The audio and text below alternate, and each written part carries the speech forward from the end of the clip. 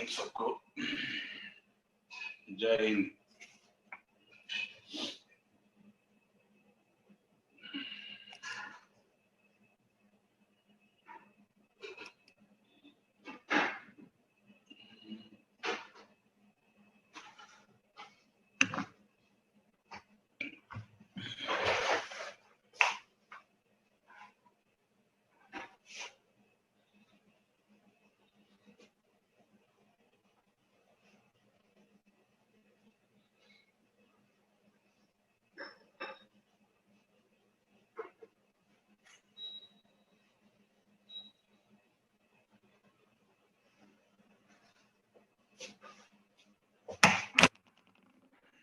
Good morning.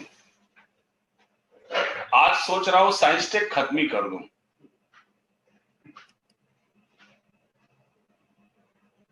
है ना।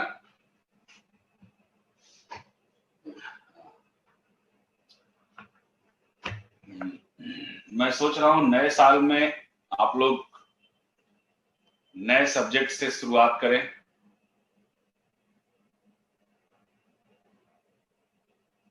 ठीक है।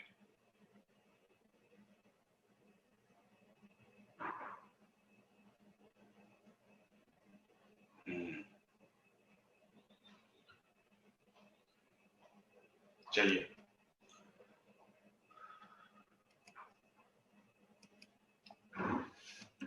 टॉपिक चल रहा था रोबोटिक्स, और रोबोटिक्स में शुरू करते हैं रोबोटिक्स इन इंडिया।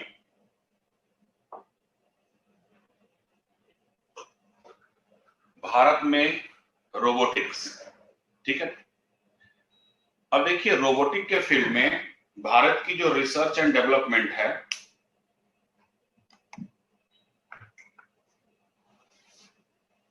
कार्य करती है 1986 में CAIR,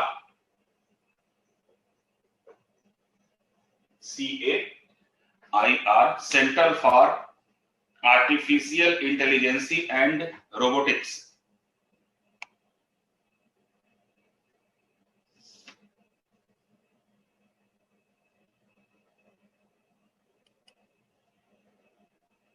ठीक है।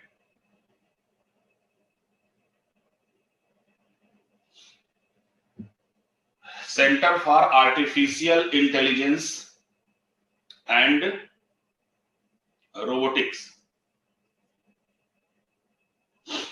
1 मिनट।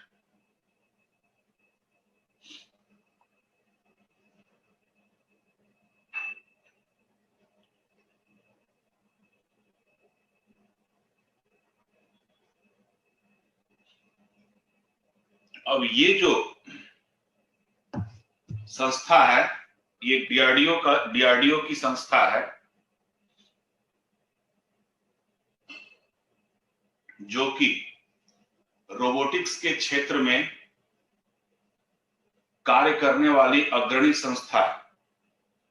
यह जो होती है रोबोटिक्स को, आर्टिफिशियल इंटेलिजेंसी का मतलब होता है कृत्रिम बुद्धिमत्ता। कृत्रिम बुद्धिमत्ता का मतलब होता है रोबोट में इंसानों जैसी सोचने की क्षमता। ठीक है। यह जो होता है कृत्रिम बुद्धिमत्ता से संबंधित मूल अनुसंधान करता है CAIR। तो पहले ही जो संस्था थी वो डीआरडीओ के साथ मिलकर काम करती थी। अब ये इंडिपेंडेंट संस्था है जो कि रोबोटिक्स के फील्ड में कार्य करती है, और इसी के द्वारा एक गरुड़ नामक रोबोट को बनाया गया है। ठीक है। Space vehicle docking. Space vehicle docking जो होता है, अमन जी, ये जो दो स्पेस व्हीकल्स होते हैं ना, दो स्पेस व्हीकल्स को आपस में ज्वाइंट करके जब भेजा जाता है, ठीक है ना, एक तरीके से फ्री फ्लाइंग स्पेस होता है। ठीक है। उसी को हम डॉकिंग बोलते हैं। इसके द्वारा निर्मित जो होता है, जो किया गया है गरुड़ रोबोट, इस गरुड़ रोबोट को स्टैब्लिश किया गया है HAL, हिंदुस्तान एरोनॉटिकल लिमिटेड में। ठीक है, किसने बनाया? CAIR ने गरुड़ नामक रोबोट को। और ये क्या करता है? गरुड़ रोबोट एक तरीके से इंडस्ट्रियल रोबोट है जो एयरक्राफ्ट के निर्माण में कार्य करता है। ठीक, इसी DRDO के द्वारा बनाया गया फिनास रोबोट पहले भी आप लिख चुके हो, जो बारूदी सुरंगों का पता लगाता है। ठीक है, भारत इजराइल साथ मिलकर रोबोटिक्स के फील्ड में वर्क कर रहे हैं। ठीक, अब इस रोबोटिक्स के जो कार्य हैं वो लगभग हर एक फील्ड में और बहुत अधिक कार्य, जैसे हम कह सकते हैं कि रेडियो एक्टिव पदार्थों के रख रखाव में सबसे ज्यादा इस्तेमाल होता है, क्योंकि रेडियो एक्टिव पदार्थों के रख रखाव में अगर ह्यूमन इन्वॉल्व होता है तो उसके ऊपर रेडिएशन का खतरा बना रहता है। ठीक है ना, लेकिन अगर मशीन के ऊपर रेडिएशन का खतरा हो जाएगा तो कोई प्रभाव नहीं पड़ने वाला है। हम दोबारा फिर मशीन बना देंगे, दोबारा फिर रोबोट बना देंगे, लेकिन एक बार इंसान चला गया तो दोबारा नहीं आता है। ठीक है, जहरीले रसायन तथा पेंट के निर्माण में रोबोटिक्स का इस्तेमाल किया जाता है। गहरे खानों के खनन कार्यों में, जल के अंदर निर्माण कार्य में, ठीक है, समुद्र तल पर खुदाई के लिए, क्लियर, अंतरिक्ष के क्षेत्र में, आपदा प्रबंधन में, ठीक है, वैज्ञानिक अनुसंधान में, ये सब आप लोग पहले भी लिख चुके हो जो एप्लीकेशंस ऑफ रोबोटिक्स है। ठीक है, अब इसी रोबोटिक्स से मिलता जुलता एक और नाम है, इसी का पार्ट है, छोटे छोटे टर्म हैं जो अक्सर एग्जाम में आपके पूछे जाते हैं। तो दो टर्म अक्सर पूछे जाते हैं, एक को हम बोलते हैं सॉफ्ट रोबोटिक्स, सॉफ्ट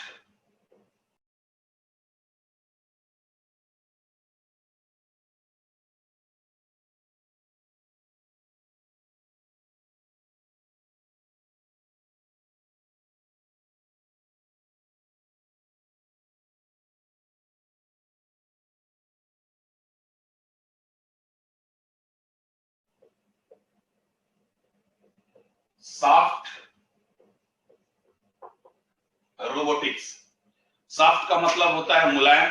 ठीक है, तो यह जो होता है सॉफ्ट रोबोटिक्स, रोबोटिक्स की एक ब्रांच है, एक शाखा है जो कि मुलायम एवं लचीले रोबोट का निर्माण करती है। मुलायम एवं लचीले रोबोट का निर्माण करती है। और ये जो सॉफ्ट रोबोट होते हैं ये अपने आकार में परिवर्तन भी कर सकते हैं और अत्यंत सीमित स्थान में गमन भी कर सकते हैं। ठीक है, अपने आकार में परिवर्तन भी कर सकते हैं और सीमित स्थान में गमन भी कर सकते हैं। सॉफ्ट रोबोटिक्स रोबोट की एक ब्रांच है जो मुलायम एवं लचीले रोबोट का निर्माण करती है।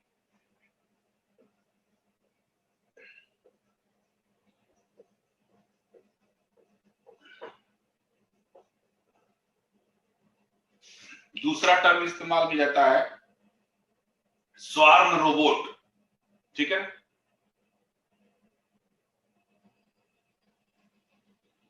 हाँ बिल्कुल शंकर जी, स्वार्म रोबोट का मतलब होता है कि इसमें ऐसे रोबोट का निर्माण किया जाता है जो स्वतंत्र रूप से बहुत सारे इकाइयों में बटे होते हैं।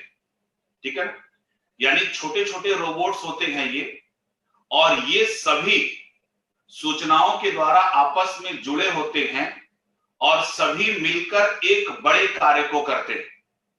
ठीक है, तो हम ये कह सकते हैं कि छोटे छोटे रोबोट का ये संग्रह होते हैं स्वार्म रोबोट। ठीक है, इसमें ऐसे रोबोट का निर्माण किया जाता है जो कई स्वतंत्र इकाइयों में बटे होते हैं, इस वजह से इनको हम यूनिट रोबोट भी बोलते हैं। और बहुत सारे जो यूनिट रोबोट होते हैं ये मिलकर, सब एक दूसरे से मिलकर किसी बड़े कार्य को करते हैं और सूचनाओं के द्वारा ये एक दूसरे से क्या होते हैं, जुड़े होते हैं। ठीक है।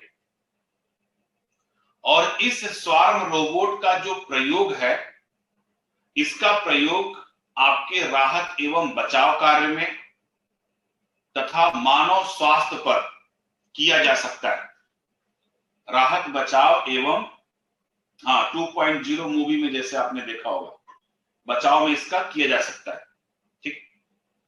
और इसी स्वार्म रोबोट्स के अंतर्गत हैदराबाद विश्वविद्यालय ने 1024 यूनिट रोबोट का प्रदर्शन किया था हैदराबाद विश्वविद्यालय में। ठीक है, जो कि अब तक सबसे बड़ा स्वार्म रोबोट का प्रदर्शन है। सबसे बड़ा स्वार्म रोबोट का प्रदर्शन है। ठीक। अब इसमें आगे चलते हैं, देखते हैं कि रोबोट की समस्याएं क्या क्या हो सकती हैं। ये तो फायदे हुए।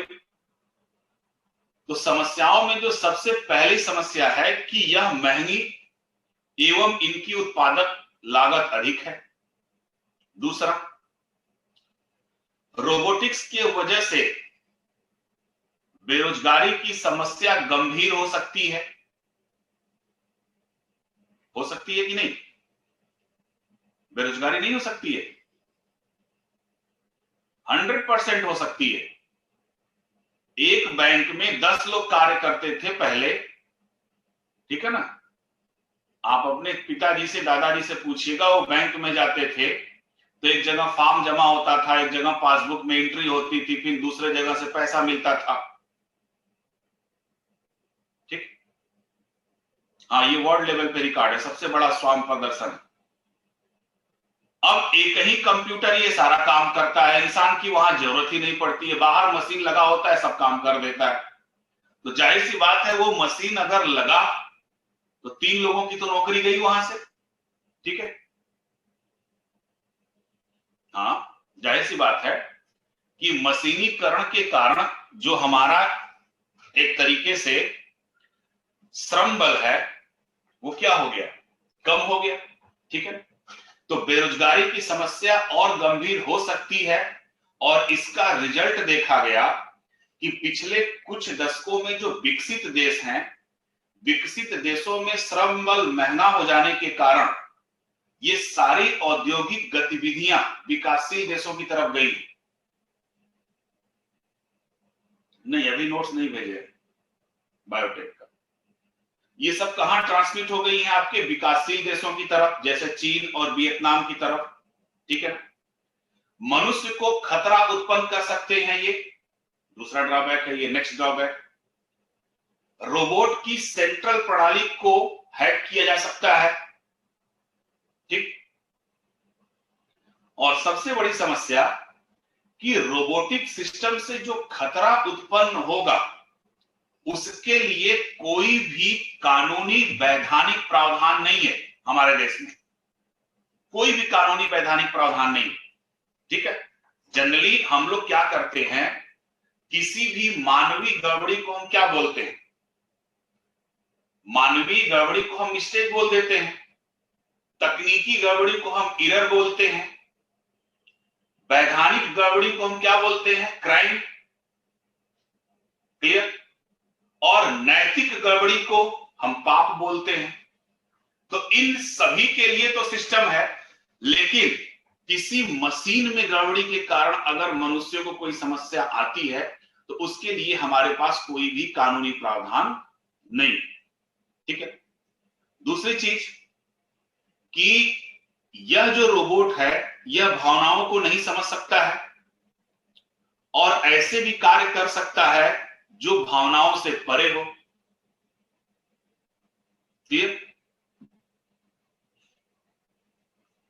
हो सकता है। नेक्स्ट, इसका दुरुपयोग हो सकता है कि जो मानव आकृति के रोबोट हैं, इन मानव आकृति के रोबोट का जो दुरुपयोग है वो पोर्नोग्राफी या रोबोटिक प्रोस्टिट्यूशन में हो सकता है। जो कि अत्यंत विवादित होगा। क्लियर? मशीन होने के कारण दुर्घटना की आशंका बनी रहती है। मशीन होने के कारण दुर्घटना की आशंका बनी रहती है। और लास्ट जो सबसे डेंजरस चीज है, जिसका प्रत्यक्ष प्रमाण आप लोगों के साथ होता है, ठीक है ना, ये सभी के साथ आजकल नए जनरेशन के साथ तो हो ही रहा है, वो ये हो रहा है कि जो रोबोट है, ठीक है ना, रोबोट के साथ मानव के भावनात्मक संबंध विकसित हो सकते हैं। जैसे अभी आपका भावनात्मक संबंध आपके मोबाइल के साथ विकसित हो चुका है कि नहीं? आप कहीं भी रहो, 10 मिनट अगर आपका मोबाइल आपके पास नहीं रखता है तो मालूम पड़ता है कि कोई पहाड़ टूट गया है। और 1 घंटे अगर आपका मोबाइल आपके पास नहीं होता है तो दिमाग में ही होता है कहीं मैसेज तो नहीं आया किसी का, है? और आप कहीं पे भी बैठे रहो, आप देखिएगा ये आपके साथ होता है। आपके मोबाइल पर ना कोई मैसेज आया है ना कुछ आया है, लेकिन फिर भी एक बार स्क्रीन ऑन करके फिर आप करते हो। होता है सबका। यही मशीन के साथ भी हो सकता है, ठीक है? तो रोबोट के साथ भावनात्मक संबंध विकसित हो सकते हैं, जो कि आपके जटिल मनोवैज्ञानिक बदलाव का कारण बन सकता है। इसमें क्या होगा कि मानव का जो भावनात्मक संबंध है वह दूसरे मानव की तुलना में मशीनों के प्रति ज्यादा हो सकता है, मशीनों के प्रति ज्यादा हो सकता है, जो इन फ्यूचर मनुष्य के लिए घातक हो सकती है।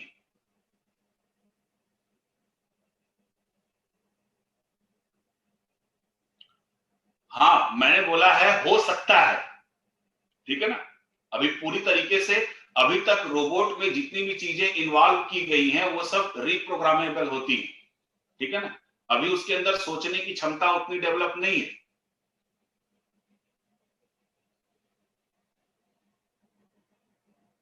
हाँ बिल्कुल आकाश जी, जो जैसे रोबोट में हम लोगों ने सेंट्रल प्रणाली को उसके अगर हैक कर दिया, तो अब वो जो रोबोट सामने जिनको वो शत्रु समझ रहा है उनको वो दोस्त भी समझ सकता है और अपने दोस्तों को वो शत्रु भी समझ सकता है, ठीक है? तो ये तो बहुत आसानी के साथ हो सकता है अगर हम उसकी सेंट्रल प्रणाली को हैक कर दें तो।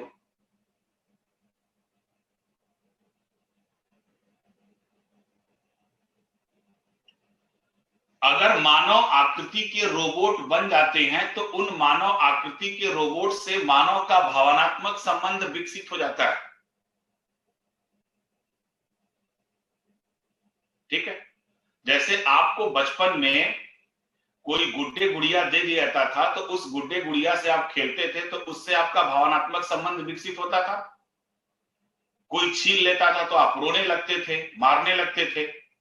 तो बस उसी तरीके से समझ जाइए कि मानव आकृति के जो रोबोट हैं उनके अधिक प्रयोग से हो सकता है कि आपका उससे भावनात्मक संबंध विकसित हो जाए, ठीक है? इन फ्यूचर में रोबोटिक प्रोस्टिट्यूशन और रोबोटिक पोर्नोग्राफी भी हो सकती है, जैसे कि चाइना और जापान में होता है, ठीक है ना? तो ये सब इंडिया में भी होने की संभावनाएं हैं, ठीक है? तो इतने आपके ड्रॉबैक हैं, लेकिन फिर भी रोबोटिक्स का प्रयोग इसलिए किया जाता है कि इस आधुनिकता की दौड़ में हम पीछे न रह जाएं, ठीक है?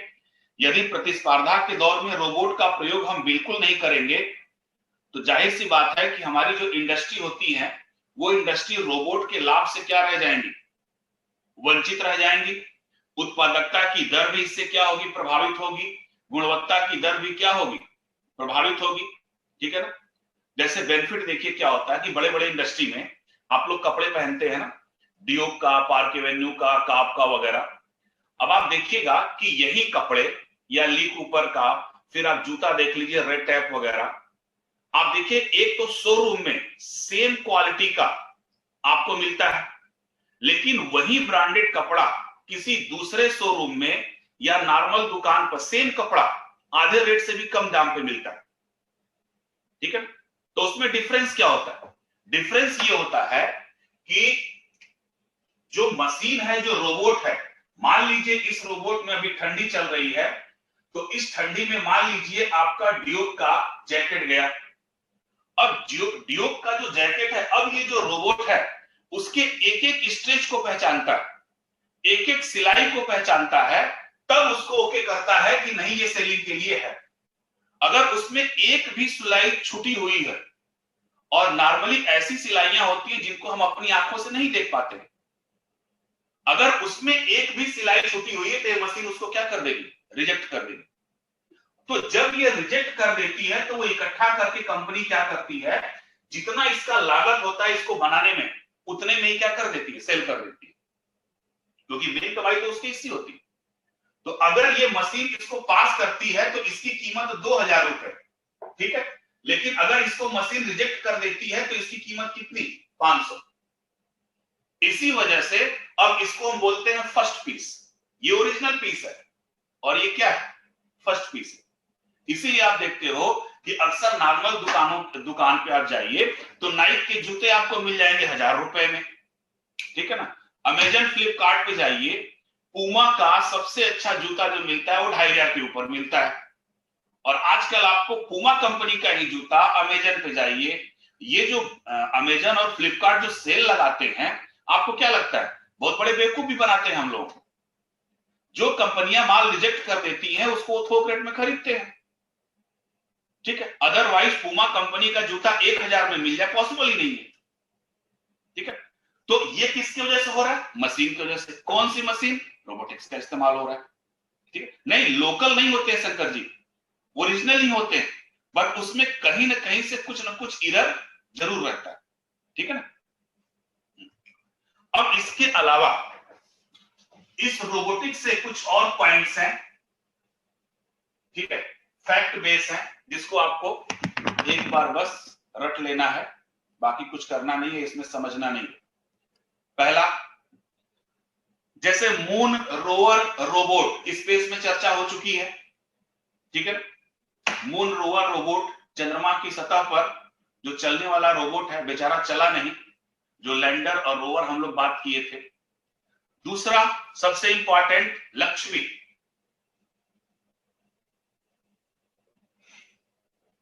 ठीक है, मूवी नहीं, रोबोट है।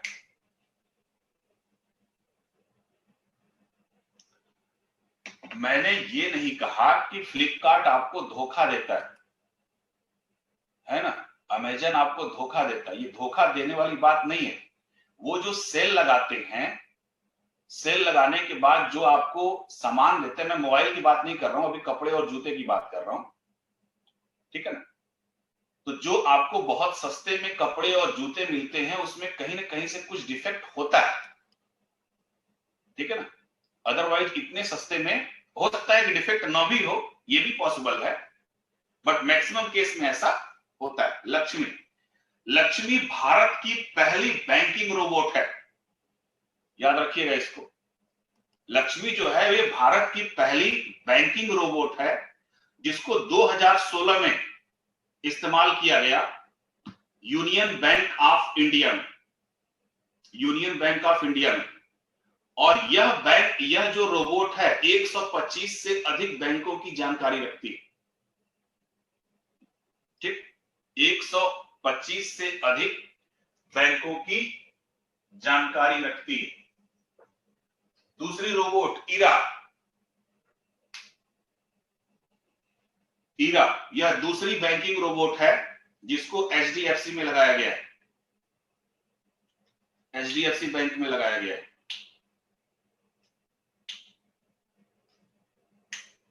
ठीक। नेक्स्ट है राडा रोबोट, राडा रोबोट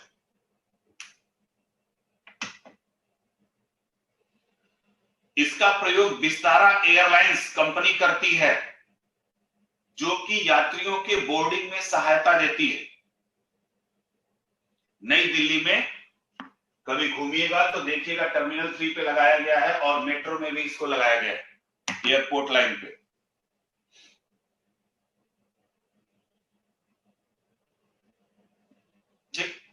नेक्स्ट, मित्रा रोबोट। मित्रा बोट,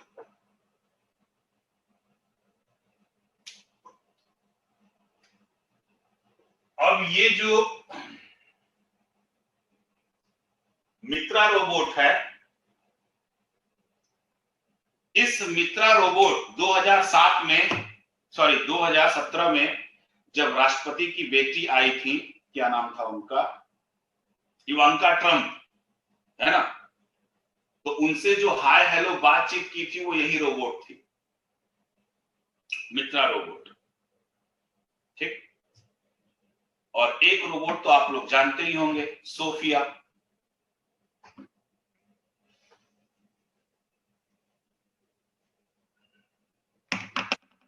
ये तो सबको पता होगा, सोफिया। दुनिया की पहली रोबोट जिसको किसी देश की नागरिकता मिली हुई है, इसको सऊदी अरब की नागरिकता मिली हुई है। हांगकांग की कंपनी ने इस रोबोट को बनाया है और सऊदी अरब ने इस रोबोट को अपने देश की नागरिकता दी है। ठीक, अब सवाल यह है कि नागरिकता मिल गई है, तब इसकी शादी किससे होगी, है ना। अभी नागरिक है, हम पीछे नहीं हैं।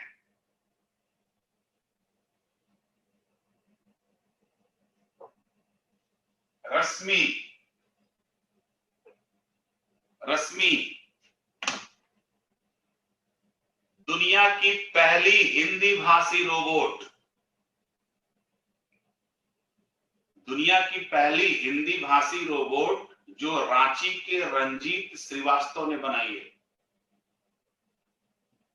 रांची के रंजीत श्रीवास्तव ने इसका निर्माण किया है। यह दुनिया की पहली रोबोट है जो हिंदी में, अंग्रेजी में, भोजपुरी में और मराठी में बात करती है। हिंदी, अंग्रेजी, मराठी और भोजपुरी में बात करती है, और बात करने के दौरान यह हाव भाव भी अपना बदलती है। उसके साथ साथ यह भावनात्मक बातें करने में भी निपुण है। ठीक, बात करने के दौरान ये पलकों को भी झपकाती है, होठों को भी हिलाती है और एक महिला होने का सच्चा एहसास भी देती है बातचीत में। ठीक है ना। इसको बनाया है रश्मि को रांची के रंजीत श्रीवास्तव ने। ठीक है ना। दुनिया की पहली ऐसी रोबोट है जो हिंदी में भी बात कर सकती है, मराठी में भी बात कर सकती है, भोजपुरी में भी बात कर सकती है और अंग्रेजी में तो करती है।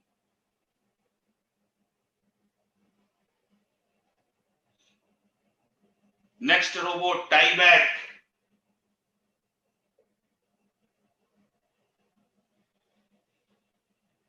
टाईबैक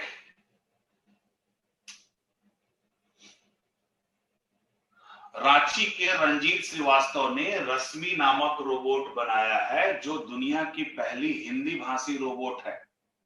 ठीक है, और ये हिंदी के साथ साथ अंग्रेजी, मराठी और भोजपुरी में भी बात कर सकती है या बात करती है। ठीक है ना। बात करने के दौरान अपने होठों को भी हिलाती है, पलकों को भी झपकाती है और एक सच्ची महिला का एहसास देने वाली ये रोबोट है, ह्यूमनॉइड रोबोट है, फीमेल की तरह दिखने वाली। ठीक, नेक्स्ट, टाईबैक। इसको बनाया है जूली मल्होत्रा ने। जूली मल्होत्रा ने बनाया है। यह जमीन पर विस्फोटकों की पहचान करने में सक्षम है। जमीन पर विस्फोटकों की पहचान करने में सक्षम है।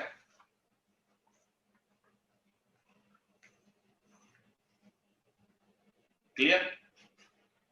नेक्स्ट है आपका मीको रोबोट, MIKO। मीको रोबोट, इसको खरीद लेना, है ना, इसको खरीद लेना, बहुत अच्छा रोबोट है, ज्यादा नहीं मिलता है। लगभग 7 लाख के आसपास का मिलता है। हाँ, ज्यादा महंगा नहीं मिलता है। मिको रोबोट, काम तो इसका देख लो, यह स्कूली बच्चों को जीके पढ़ाने का काम करती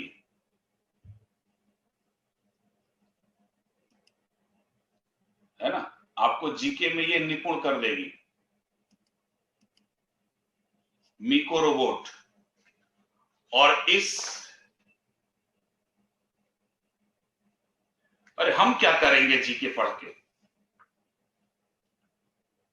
हमको जीके की थोड़ी जरूरत है, हम तो बस साइंस इन्वायरमेंट में फंसे रहते हैं, हम क्या करेंगे जीके पढ़ के, अब हमारा जीके का कौन सा काम है। साइंस से फुर्सत मिले तब तो जीके पढ़ा जाए।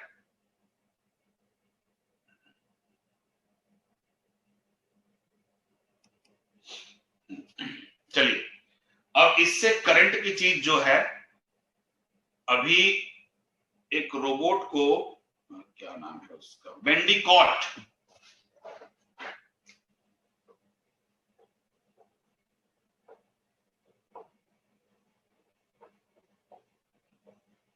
वेंडिकॉट दुनिया का पहला रोबोट जो मेन होल्स की सफाई करता है। दुनिया का पहला रोबोट जो मेन होल्स की सफाई करता है, ठीक है। और इसका जो निर्माण है वह केरल की स्टार्टअप कंपनी के द्वारा किया गया है, ठीक है। करंट से रिलेटेड आपका यही है वेंडिकॉट। मेंस होल की सफाई करने वाला ये रोबोट है। वजन इसका 50 किलोग्राम है और ये 360 डिग्री घूम सकता है, ठीक है। उसके साथ साथ मेंस होल की जो मेन होल्स की सफाई करने वाला यह दुनिया का पहला रोबोट है। नाला, मेन होल्स मतलब नाला, नाले की सफाई करने वाला यह दुनिया का पहला रोबोट है, जिसको मेक इन इंडिया के तहत बनाया गया है। इसको किसके तहत बनाया गया है? मेक इन इंडिया के तहत बनाया गया है। वर्तमान में इसको केरल, तमिलनाडु, आंध्र प्रदेश, हरियाणा, गुजरात, केरल, तमिलनाडु, आंध्र प्रदेश, हरियाणा और गुजरात में तैनात किया गया है, लगाया गया है। इन जगहों पर मेन होल की जो सफाई है आपके इससे हो रही, ठीक।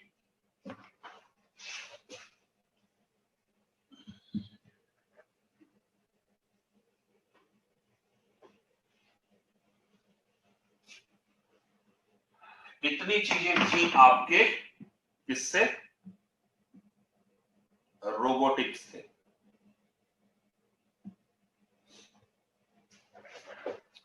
इसके बाद एक छोटा टॉपिक है जिसको बोलते हैं नैनो टेक्नोलॉजी।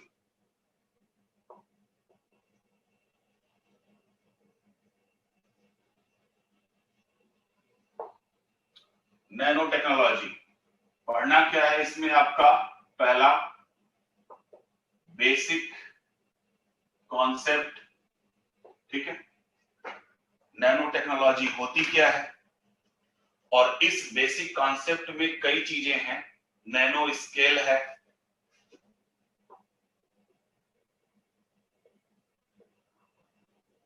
दूसरा नैनो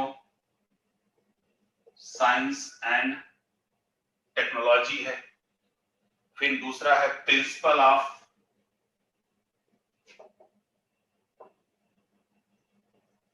नैनो टेक्नोलॉजी, फिर दूसरा है आपका मेथड ऑफ नैनो पार्टिकल्स, तरीका क्या होता है नैनो पार्टिकल्स का, फिर उसके बाद nano substance.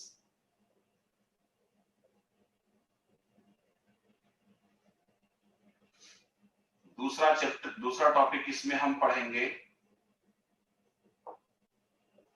applications of nanotechnology. applications में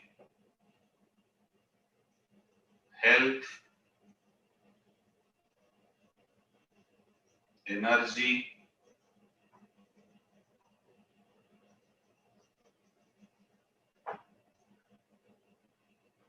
environment,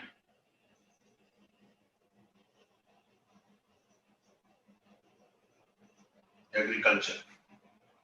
ठीक है, इसके अलावा भी हाँ इतना काफी है, 4 काफी है। Applications of nano technology.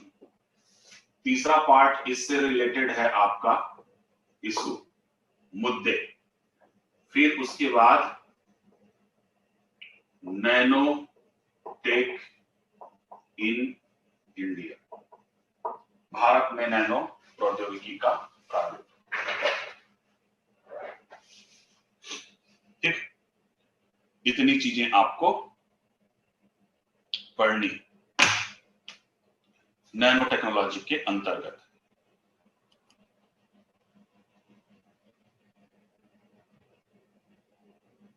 हाँ ये सब पॉइंट है टॉपिक के।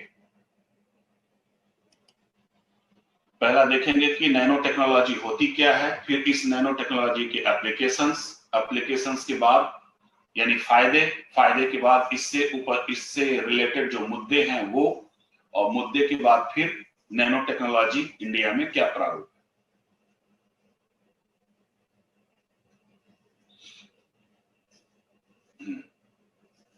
अच्छे से पढ़ाने का क्या मतलब है, इसमें देखो मेन चीजें हैं क्या नैनो टेक्नोलॉजी में कि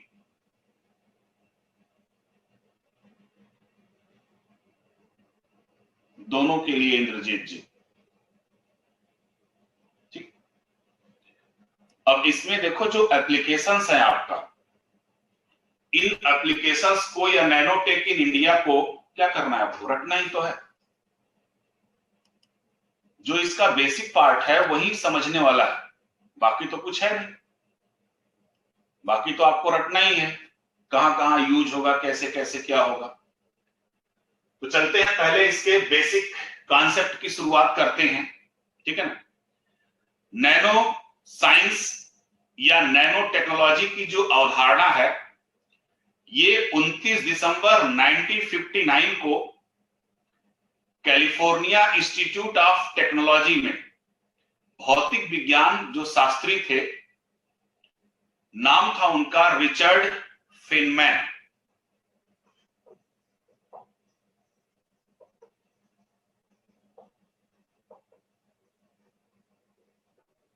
रिचर्ड फेनमैन, इन्होंने अपने एक व्याख्यान में बोला था कि there is plenty of room at the bottom.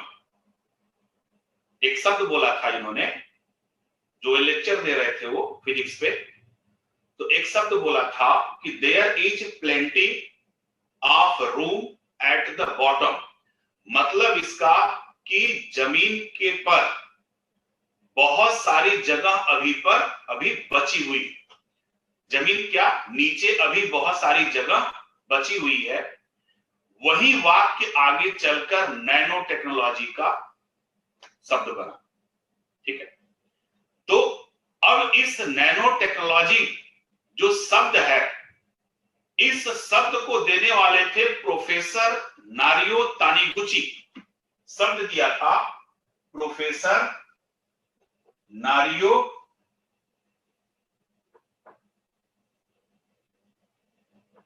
तानीगुची।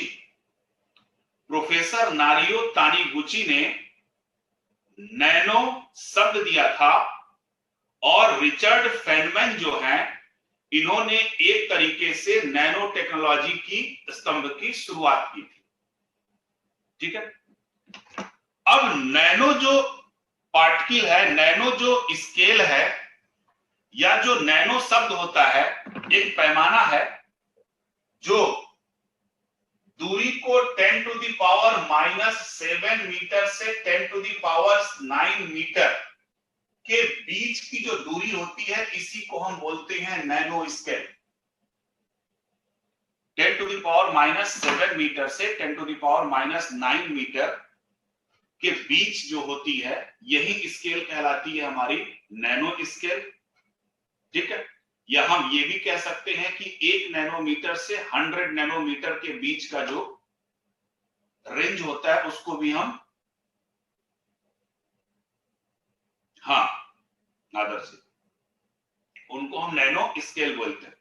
अब देखो इसका भी जो कॉन्सेप्ट डेवलप किया गया है, नैनो टेक्नोलॉजी का कॉन्सेप्ट आपके बायो से ही डेवलप किया गया है। ठीक है, इसका भी जन्म बायोलॉजी से ही हुआ है। साइंटिस्ट जब डीएनए का अध्ययन कर रहे थे तो डीएनए के अध्ययन में आपको पता है कि डीएनए में क्या है, नाइट्रोजन क्षार, और नाइट्रोजन क्षार में क्या है, एडेनिन, ग्वानिन, साइटोसिन, थायमिन, यही तो है। कार्बन पदार्थ है, हाइड्रोजन पदार्थ है, ऑक्सीजन, यही तो है, फास्फेट है। तो वैज्ञानिकों को बड़ा आश्चर्य हुआ कि ये सब तत्व और ये सब पदार्थ तो बाहर भी हैं, तो वो ऐसा गुण क्यों नहीं प्रदर्शित कर रहे हैं जबकि डीएनए ऐसा गुण प्रदर्शित कर रहा है। तब उनके दिमाग में ये हुआ कि कहीं ऐसा तो नहीं है कि इसमें पदार्थों के तत्वों की साइज डिपेंड करती हो, क्योंकि डीएनए की साइज बहुत छोटी है। तब उन्होंने क्या किया कि कार्बन को लिया और कार्बन को तोड़ना शुरू कर दिया, और तोड़ते तोड़ते कार्बन को जैसे ही वो नैनो स्केल पर पहुंचे तब उनको एक बड़ा आश्चर्यजनक चीज दिखने को मिला कि कार्बन अपनी मूल प्रवृत्ति को छोड़ दिया। यानी कि जितना पहले कार्बन के भौतिक और रासायनिक गुण थे, वे भौतिक एवं रासायनिक गुण नैनो स्केल पर पहुंचते ही क्या हो गए, समाप्त हो गए। अब उसके अंदर कोई नया कैरेक्टर आ गया। यही से नैनो प्रौद्योगिकी क्या हुई, जन्म ली।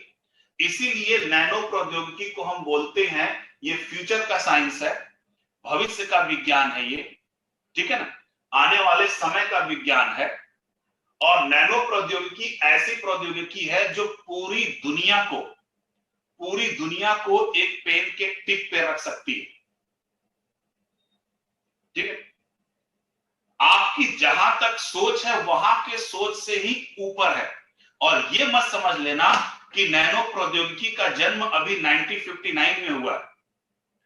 हमारे देश में नैनो प्रौद्योगिकी का जो प्रयोग है ना, वो प्राचीन काल से होता आ रहा है, बस हम जानते नहीं है। आप लोगों को पता होगा, आप लोग शायद देखे भी होंगे, पता नहीं इस समय दिखने को मिलता है कि नहीं मिलता है। आप कभी मिठाई की दुकान पर जाइए तो ध्यान से देखिएगा कि आपकी ये लड्डू है ना, इस लड्डू के चारों तरफ एक चमकीला आवरण होता है, उस आवरण से इसको ढक देते हैं, देखा होगा मिठाई के ऊपर, ठीक है ना। और ये चमकीला आवरण क्या होता है, सिल्वर होता है, ठीक है ना। सिल्वर को पीट पीट कर ब्रेक करके पतली मेम्ब्रेन बना दी जाती है, और वह पतली मेम्ब्रेन इस मिठाई को ढक लेती है। तो ये किस लिए होती है, मिठाई को सुंदर लगने के लिए नहीं होती है, क्योंकि जो सिल्वर के नैनो क्रिस्टल होते हैं, सिल्वर के जो नैनो मटेरियल्स होते हैं, उनके अंदर जीवाणुरोधी और विषाणुरोधी गुण उत्पन्न हो जाता है। यानी वो जीवाणुओं एवं विषाणुओं को नष्ट करने का कार्य करते हैं, उनके ऊपर जीवाणु और विषाणु हमला नहीं कर पाते हैं। और मिठाई आपका खराब कैसे होता है, विषाणुओं, फंगस या जीवाणुओं के हमले से। तो जाहिर सी बात है, इस मिठाई को अगर हम चांदी के पतली झिल्ली से ढक देंगे, ठीक है, और चांदी के पतली झिल्ली नैनो साइज की होती है, तो अब इस मिठाई पर जीवाणु हमला नहीं कर पाएंगे। तो जाहिर सी बात है ये मिठाई लंबे दिन तक रख सकती है, ठीक है। अब जब इसको हमारा एक हलवाई मिठाई बेचने वाला इस्तेमाल करता था तो उसको पता ही नहीं था, और ये प्राचीन काल से होता आ रहा है। तो जाहिर सी बात है कि हमारे ऋषि मुनियों को नैनो प्रौद्योगिकी की जानकारी पहले से थी, है कि नहीं? और ऐसे बहुत सारी चीजें हैं। आप आयुर्वेदिक दवाएं खाते हो, आप देखिए प्राचीन काल से ही आयुर्वेदिक दवाओं में चांदी और सोने के अर्क मिलाए जाते थे। अब देखिए ऋषभ जी, आजकल एल्युमिनियम की झिल्ली लगा देते हैं, वो बात दूसरी है, मैं नेचुरल चीजें बता रहा हूं, है ना? आजकल तो इंप्योरिटी हर जगह है, कहां नहीं है? तो प्राचीन काल में जो आयुर्वेदिक दवाएं आज भी जो अच्छे वैद्य हैं वो देते हैं, तो चांदी, और आपने वो नहीं सुना है च्यवनप्राश, सोना सोना चांदी युक्त,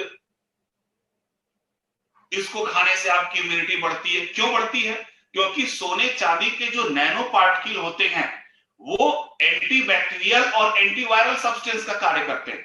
कब? जब वो छोटे नैनो साइज में पहुंचते हैं। तो इनको आप खाते रहोगे तो आपका शरीर बैक्टीरिया और वायरस के संक्रमण से क्या होगा? बच जाएगा। ठीक है, इसकी जानकारी बहुत पहले से थी। तो वो सब का किस वजह से हुई?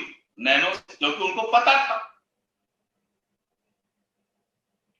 हाँ, अब में भी हो सकता है कि भाई पहले के समय जो आपके भगवान जी थे, हो सकता है कि उनके अंदर नैनो टेक्नोलॉजी की क्षमता हो, अपनी साइज छोटी कर लेते हो, बड़ी कर लेते हो, बजरंगबली थे, है ना?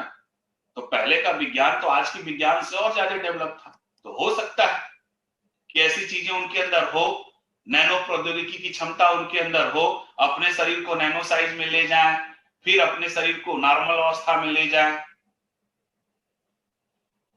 हाँ ऋषभ जी, उसी स्वर्ण भस्म को मिलाया जाता है आपके आयुर्वेदिक दवाओं में या फिर च्यवनप्राश वगैरह में मिलाया जाता है। ठीक है, तो अब जो नैनो स्केल की हम बात कर रहे हैं, नैनो स्केल का पैमाना होता है 10 to the power minus 10 to the power minus sorry 10 to the power -7 से 10 टू द पावर -9 मीटर के बीच। ये क्या है? हमारा नैनो स्केल। ठीक है ना? और इसी नैनो स्केल का नैनो पदार्थों का अध्ययन करना कहलाता है नैनो साइंस एंड टेक्नोलॉजी। इसी नैनो पदार्थों का अध्ययन क्या कहलाता है? Nano science and technology. अब नैनो पदार्थ हैं क्या? ऐसे पदार्थ जो नैनो स्केल पर जब जाते हैं तो अपने मूल गुण धर्मों को त्याग देते हैं और अपने अंदर एक नए गुण धर्मों को उत्पन्न कर लेते हैं। तो ऐसे पदार्थों को हम बोलते हैं नैनो पदार्थ।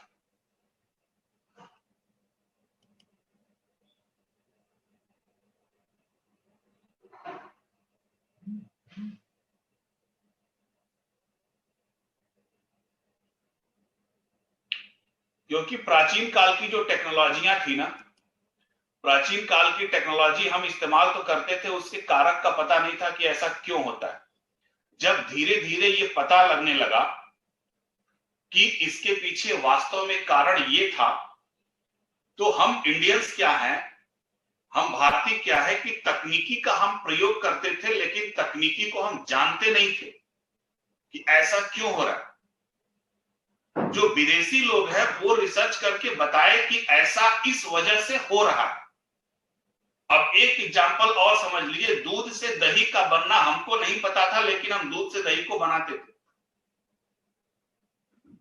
ठीक है, आज के करोड़ों साल पहले बोल दिया गया कि बृहस्पति ग्रह अब 12 साल में घूमकर अपनी कक्षा में आता है। इसको तो 500 साल पहले भी गैलीलियो ने बताया, लेकिन ये तो आपके ग्रंथों में बता दिया गया। तो इसके पीछे एक बहुत बड़ी हिस्ट्री है। मैकाउले का नाम आप लोगों ने सुना होगा। आज भी इसका पत्र ब्रिटेन की संसद में रखा गया है। जब मैकाउले से पूछा गया कि कैसे हम भारत पे हजारों साल तक राज कर सकते हैं, तो मैकाउले ने बोला कि जब तक भारत की संस्कृति को नहीं बदलोगे तब तक ये पॉसिबल नहीं है। तो कहा उसकी संस्कृति को कैसे बदला जाए? तो कहा उसकी संस्कृति को बदलने का एक ही तरीका है, उनकी शिक्षण व्यवस्था को चेंज कर दिया जाए। तभी मैकाउले अपने साथ हिंदी के, उर्दू उर्दू के, संस्कृत के, अंग्रेजी के, फारसी के, इन सभी विद्वानों को साथ लेके चलता था और आपकी मूल प्रतिलिपियों का उसने अनुवाद कराया। ठीक, और ये जो अनुवाद हुई, आज कहने की जरूरत नहीं है, आप हिस्ट्री पढ़ते हो कुछ और रियलिटी में है कुछ और, है कि नहीं? बहुत सारी ऐसी हिस्ट्रियां हैं, हम लोग पढ़ते कुछ और है बट रियलिटी क्या है, कुछ और है। तो उस पर हम नहीं जाएंगे, ये थोड़ा विवाद का विषय हो जाता है, इसमें काफी बहस भी हो सकती है। हमको नैनो में ही रहने दो, अब वहां पे मत जाओ, बहुत दिन हो गए। Nano scale, nano science and technology. अब चलते हैं, देखते हैं इसका प्रिंसिपल क्या है। क्यों जब कोई पदार्थ अपने नैनो स्केल पर पहुंचता है तो अपने गुण धर्मों को छोड़ देता है? उसके पीछे रीजन ये है कि जब हम किसी पदार्थ को नैनो स्तर पर ले जाते हैं तो यह पदार्थ जो होता है अपने मूल गुण धर्मों को छोड़ देता है और एक विशिष्ट गुण धर्मों को प्रदर्शित करता है। तो उसके पीछे रीजन ये है कि नैनो स्तर पर पारंपरिक भौतिक के नियम लागू नहीं होते। पारंपरिक भौतिक के नियम लागू नहीं होते, कुछ हद तक अणु परमाणु के नियम लागू होते हैं, या हम ये कह सकते हैं कि क्वांटम भौतिक के नियम लागू होते हैं, क्वांटम फिजिक्स के रूल्स लागू होते हैं। दूसरी चीज, नैनो स्तर पर जब किसी पदार्थ को हम ले जाते हैं तो उसकी सतह का जो आयतन होता है, उसका जो सरफेस आयतन होता है, वह सरफेस आयतन काफी बढ़ जाता है। और सरफेस आयतन बढ़ने के कारण क्या होता है? ऊर्जा स्थानांतरण प्रभावित हो जाती है।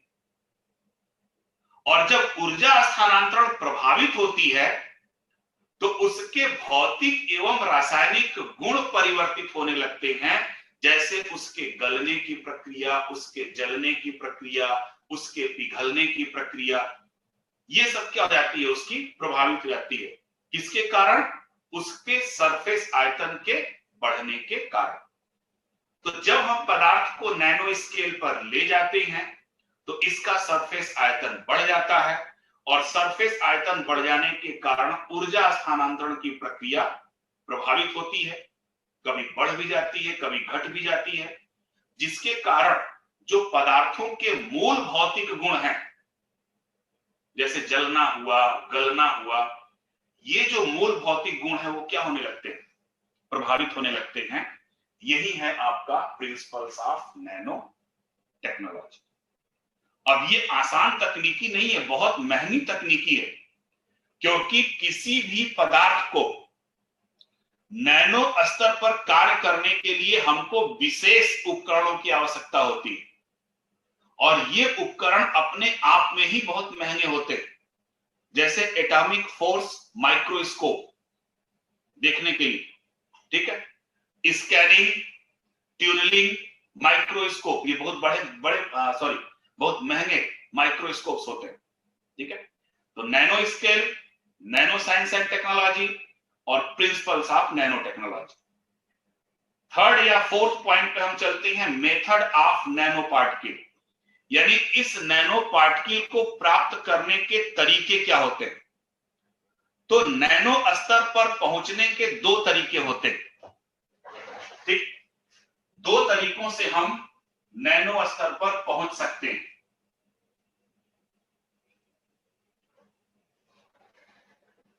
पहला तरीका होता है आपका टॉप डाउन मेथड।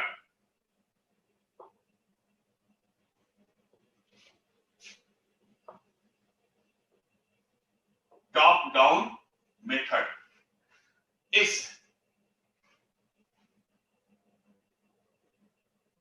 हाँ बिल्कुल बिल्कुल राहुल जी, आईफोन के महंगे इसलिए होते हैं कि आईफोन का जो प्लेट्स होता है मोबाइल में, उसमें बहुत सारे नैनो पार्टिकल का इस्तेमाल किया जाता है। आप देखिए ना, इसके कोई भी पार्ट आप आईफोन का कोई भी पार्ट आप खरीदिए, आपको महंगा मिलता है, ठीक है। अब लोग बोलते हैं कि नहीं आईफोन बहुत महंगा, हम नहीं लेंगे, 4000 के आसपास तो उसका चार्जर ही आता है, लेकिन आप ये देखिए कि उसका चार्जर बिगड़ता भी नहीं है,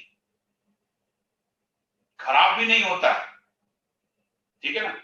उसके सॉफ्टवेयर कभी हैक भी नहीं करते हैं, हैंग भी नहीं करते हैं। तो महंगा है तो महंगे के साथ साथ उसकी क्वालिटी भी है, ठीक है ना। क्योंकि वो जो करते हैं, हाँ ब्लैकबेरी भी है, हम ये नहीं कह रहे, हम किसी कंपनी की बड़ाई नहीं कर रहे हैं, है ना। तो अब देखो भारत में, है ना, आज के समय में आप मानो या ना मानो, जो आईफोन वगैरह, जैसे आपने अभी आईफोन की बात की ना, तो भारत में स्टेटस सिंबल है। भाई साहब आईफोन 3-4 साल में खराब नहीं होता है, 3-4 साल में तो सैमसंग का भी फोन खराब नहीं होता है।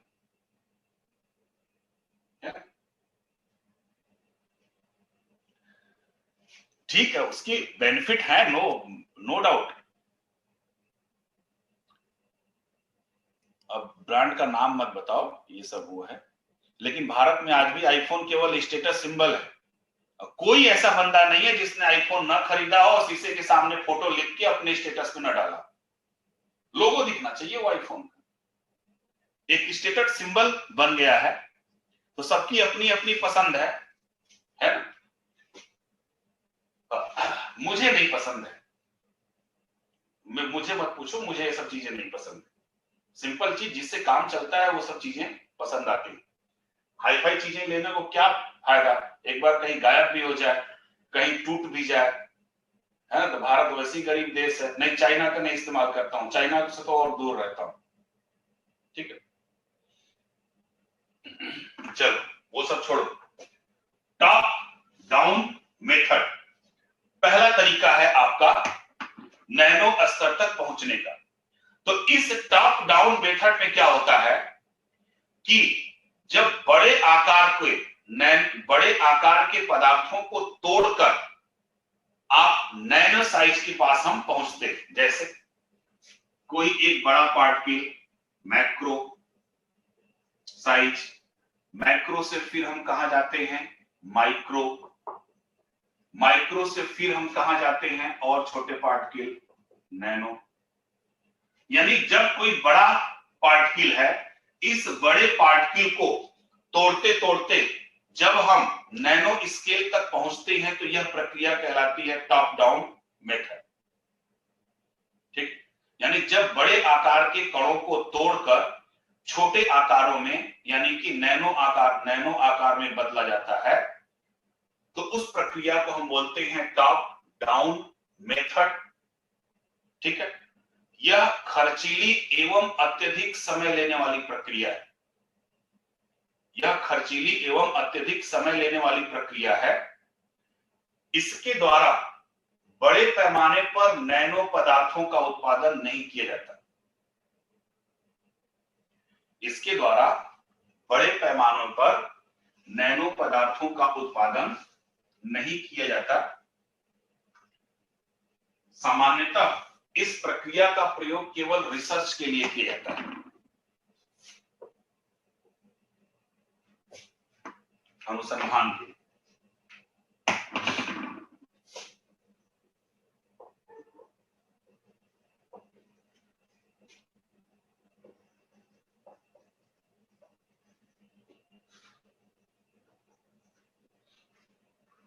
ठीक, दूसरी तरीका होता है बॉटम अप मेथड। इसमें अणुओं परमाणुओं को जोड़कर हम नैनो स्केल तक पहुंचते हैं।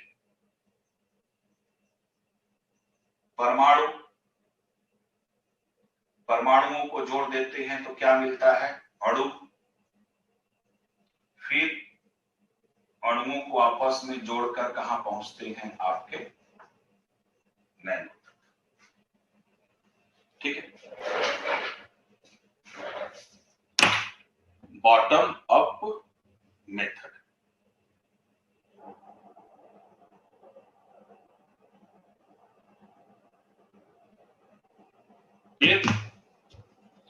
तो इन दो विधियों से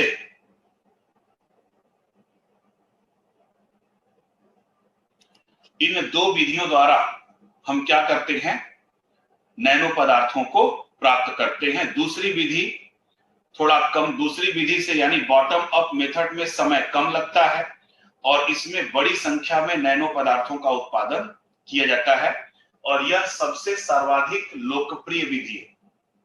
दूसरी जो विधि है सर्वाधिक लोकप्रिय विधि है, इसके द्वारा बड़े पैमाने पर नैनो पदार्थों का उत्पादन किया जाता है। ठीक, तो दो विधि, top down method, bottom up method. Top down में बड़े को तोड़ते तोड़ते छोटे स्तर पे पहुंचते हैं और बॉटम अप में छोटे छोटे को जोड़कर नैनो स्तर तक पहुंचते हैं। ठीक है, दो। अब जो सबसे इंपॉर्टेंट है, जो इस टॉपिक से आता है क्वेश्चन, वो है आपका नैनो पदार्थ, नैनो सब्सटेंस। और इसी नैनो सब्सटेंस को आपको पहले पढ़ना है, फिर उसके बाद एप्लीकेशंस को पढ़ना है।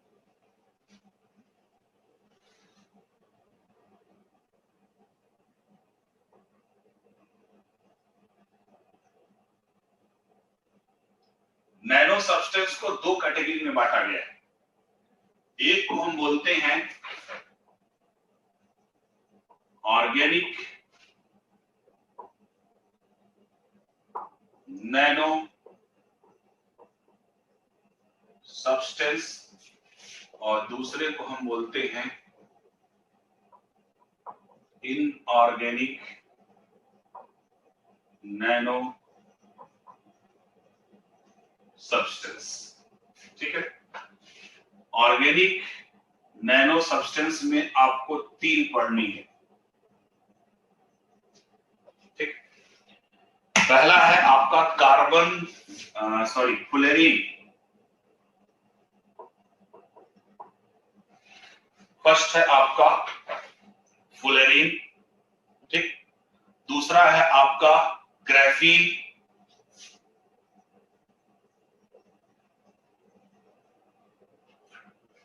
दूसरा आपका है ग्राफीन और तीसरा है आपका कार्बन नैनो ट्यूब। ठीक है, फुलेरीन, ग्राफीन और कार्बन नैनो ट्यूब। फुलेरीन जो होता है ये नेचुरल है, ये दोनों क्या है, आर्टिफिशियल। आर्टिफिशियल। ठीक, और तीनों के तीनों एक तरीके से कार्बन के अपर रूप है। अब इनऑर्गेनिक में पहला है आपका silver nano crystal. Silver nano crystal, ये क्या होता है, जीवाणु रोधी, एंटीबैक्टीरियल, सिल्वर नैनो क्रिस्टल। दूसरा होता है टाइटेनियम या जिंक ऑक्साइड।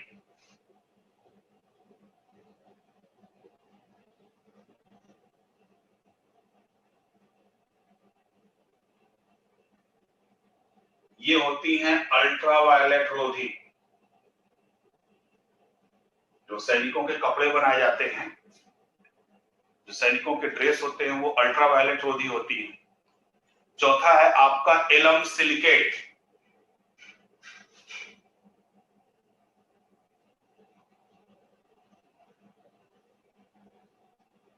खरोच रोधी, स्क्रैचलेस। आईफोन की बात कर रहे थे ना, तो आईफोन का जो स्क्रीन होता है वो खरोच रोधी होता है। उस पे आप लकड़ी से, पेन से कुछ भी खरोच कर लो, उस पे निशान नहीं पड़ता है। ठीक है,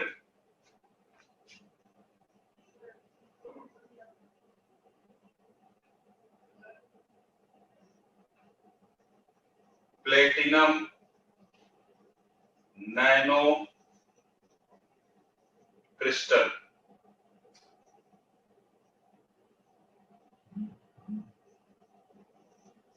इनका निर्माण फ्यूल सेल में होता है।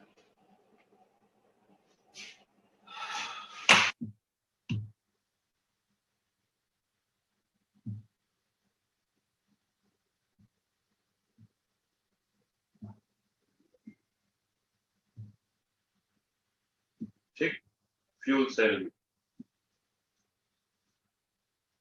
यही आपका है पढ़ना। तो सबसे पहले हम लोग चर्चा करेंगे किसकी, फुलेरीन की, देन ग्रेफीन की, और देन कार्बन नैनो ट्यूब की। इसके गुण धर्म क्या है, ये कहां कहां प्रयोग होते हैं। सिल्वर नैनो क्रिस्टल जीवाणुरोधी के तौर पे प्रयोग होता है। Titanium zinc oxide अल्ट्रारोधी।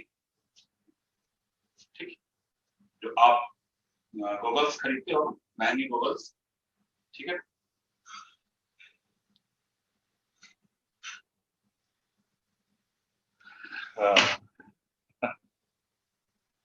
Daily life में कहाँ यूज करते हैं किसका, नैनो टेक्नोलॉजी का। अच्छा, क्रीम कौन सा लगाते हो, फेस क्रीम। फेस क्रीम नहीं लगाते हो, अच्छी बात है।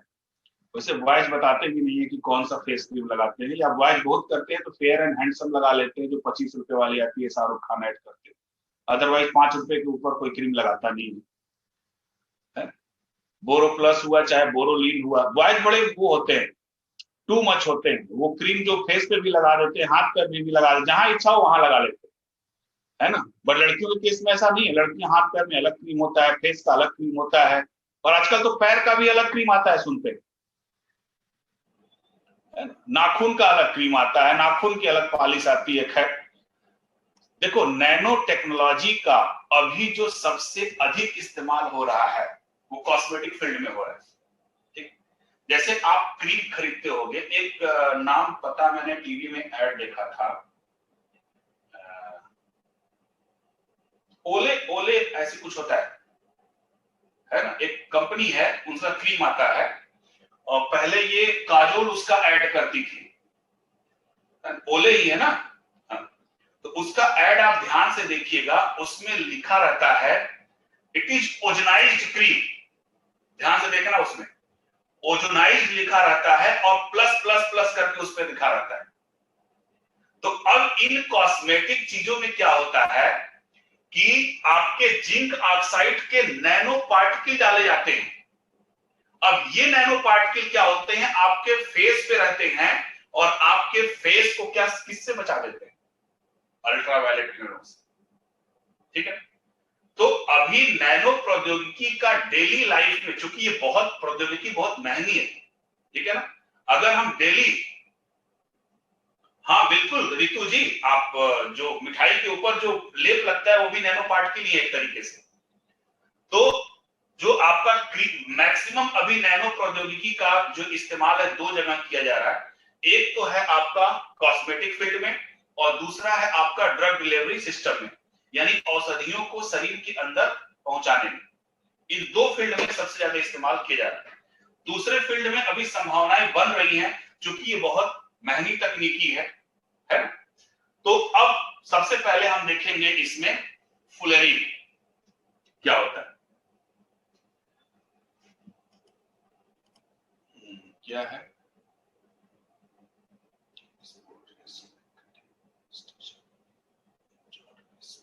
नहीं नहीं, वो उसमें राहुल जी वो दूसरी चीज होती है, उसमें नैनो पार्टिकल का इस्तेमाल नहीं होता है।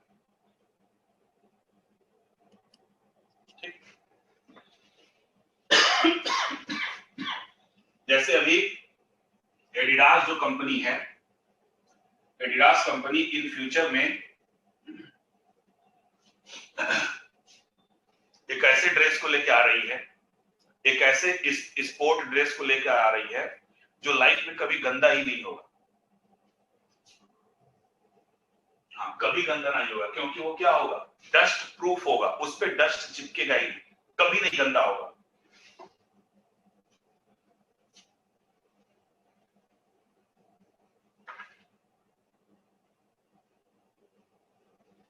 चलिए, फुलेरीन। तो फुलेरीन क्या है, फुलेरीन एक कार्बन का अपर रूप, ठीक है।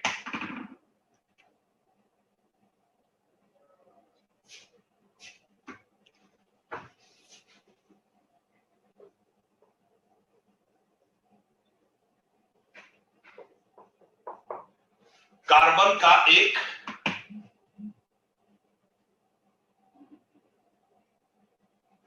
Fuel cell, fuel cell.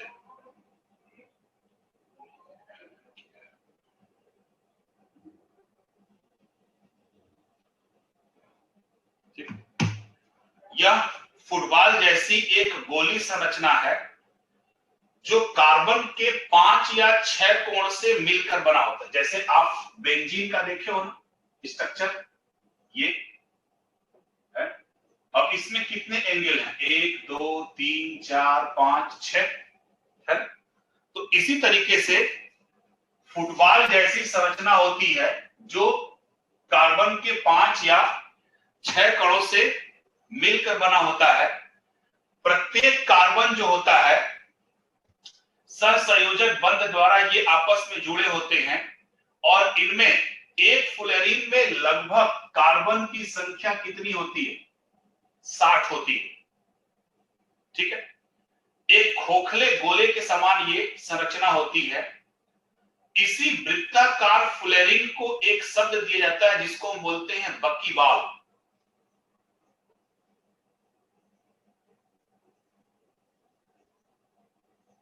जो वृत्ताकार फुलेरीन होती है उस वृत्ताकार फुलेरीन को हम बकीबाल बोलते हैं, जबकि बेलनाकार जो फुलेरीन होता है, जैसे रोटी बनाने वाला बेलन होता है ना, उसके आकार का जो फुलेरीन होता है उसको हम बोलते हैं बकी टाइप, नाम है इसका। ठीक, बकी टाइप। सामान्यतः या संयुक्त रूप से या हम जनरल वेब में फुलेरीन को हम बंक मिस्टर फुलेरीन भी बोलते हैं।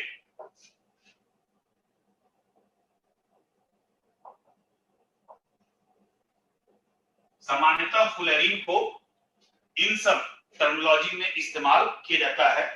जो वृत्ताकार, जैसे ये इसकी हम बात कर रहे हैं तो इसको हम बोलते हैं बकीबाल।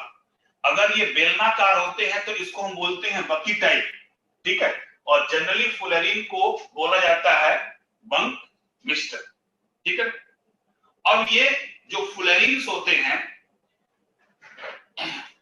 पहले बताया था कि ये कैसे होते हैं, प्राकृतिक तौर पे मिलते हैं, ठीक है ना, प्रकृति में। बट इन फुलेरीन्स को आर्टिफिशियल तौर पर भी बनाया जाता है। ठीक है, अब इस फुलेरीन के जो गुण धर्म हैं बहुत अजीब अजीब है। सबसे पहले इसका जो उपयोग चिकित्सा क्षेत्र में किया जाता है, जो फुलेरीन होता है वो एक तरीके से एंटीवायरल की तरह काम करता है। यानी विषाणुओं के प्रति क्या होते हैं, ये प्रतिरोधी होते हैं। विशेष तौर से जो HIV वायरस होता है, HIV वायरस के प्रति ये प्रतिरोधी होते हैं। यानी जो HIV वायरस प्रोटीन बनाता है उसके ये प्रतिरोधी होते हैं। HIV वायरस के बनाए गए प्रोटीन को ये क्या करते हैं, नष्ट करने का कार्य करते हैं।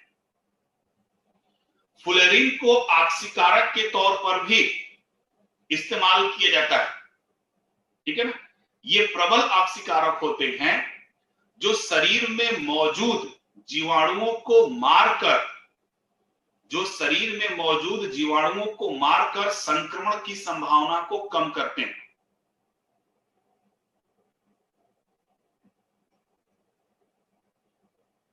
ठीक, फुलेरीन का उपयोग कॉस्मेटिक फील्ड में किया जाता है। इनके अंदर अल्ट्रावायलेट रोधी गुण होने के कारण,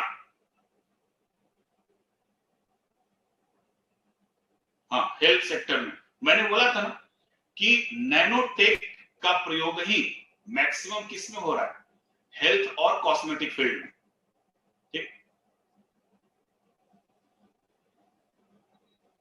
तो इनका प्रयोग कॉस्मेटिक फील्ड में अल्ट्रावायलेट गुण होने के कारण ये त्वचा को क्या करते हैं, हानिकारक दुष्प्रभावों से बचाते हैं। यानी कि त्वचा को अल्ट्रावायलेट किरणों से अवशोषित होने से क्या करते हैं, बचाते हैं। नेक्स्ट इसका गुण है ये कि अगर हम किसी पदार्थ में फुलेरीन को मिला दें तो वह पदार्थ और अधिक कठोर हो जाता है। ठीक है ना, तो फुलेरिन का प्रयोग कठोरता प्रदान करने वाले घटकों के रूप में भी किया जाता है। कठोरता प्रदान करने वाले घटकों के रूप में भी किया जाता है।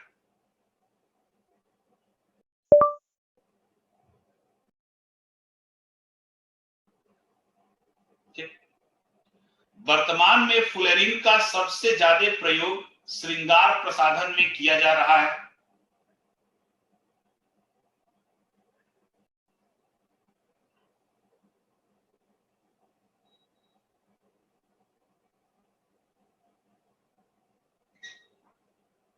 श्रृंगार प्रसाधन में किया जा रहा है। अन्य क्षेत्रों में इसका उपयोग बहुत सीमित है।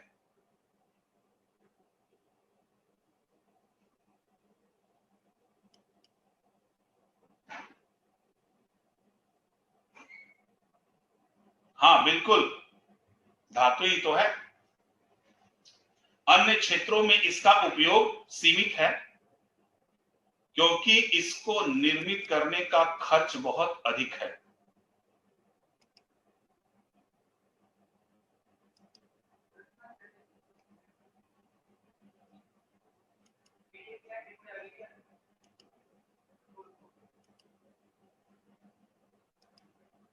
ठीक,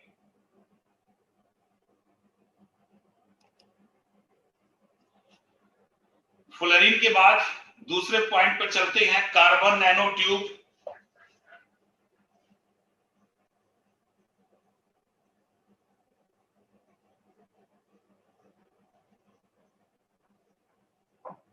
CNT भी कहा जाता है, कार्बन नैनो ट्यूब। ठीक है, और इस कार्बन नैनो ट्यूब को बनाया था सुमियो लिजिमा ने।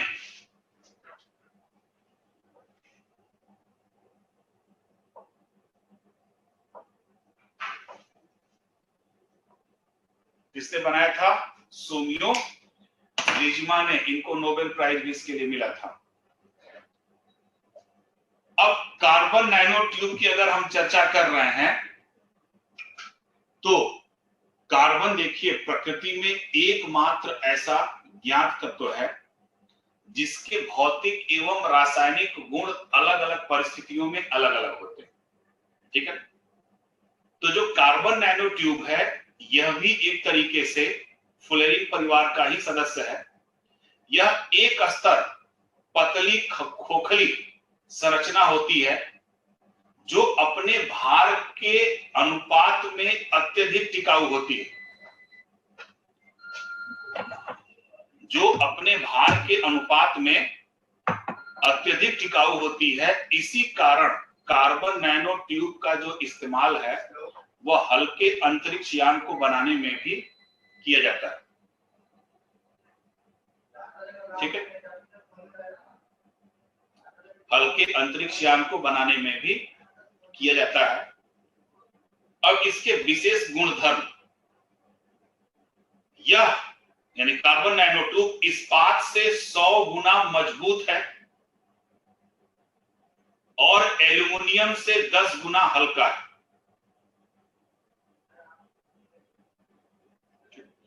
अब सबसे बड़ी देखो मन में सवाल ये आता है कि ऐसा कैसे हो सकता है, कैसे पॉसिबल है कि एक पतली सी चीज इतना। तो आप ये समझो, आपके घरों में पॉलीथीन आपने देखा है? पॉलीथीन 5 किलो आटा रखने वाली पॉलीथीन का वजन कितना होगा? 1 ग्राम भी नहीं होगा।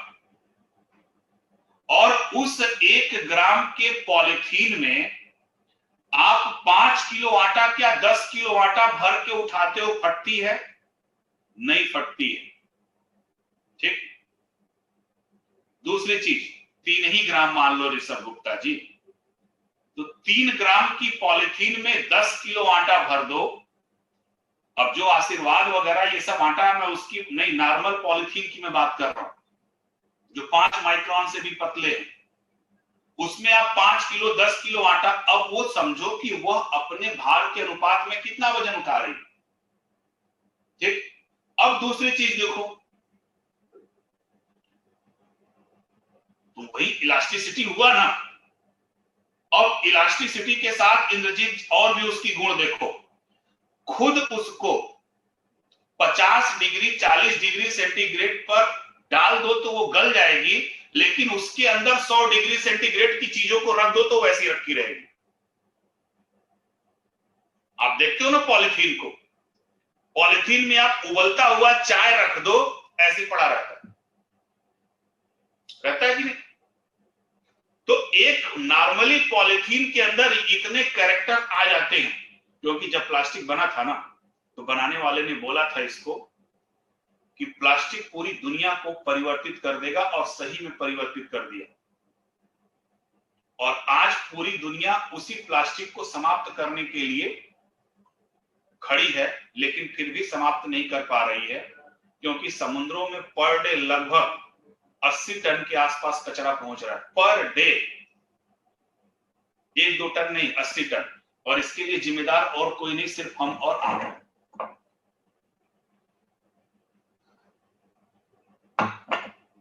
चलिए, तो कार्बन नैनो ट्यूब की बात हो रही है, इस्पात से 100 गुना अधिक मजबूत, एल्युमिनियम से 10 गुनी हल्की।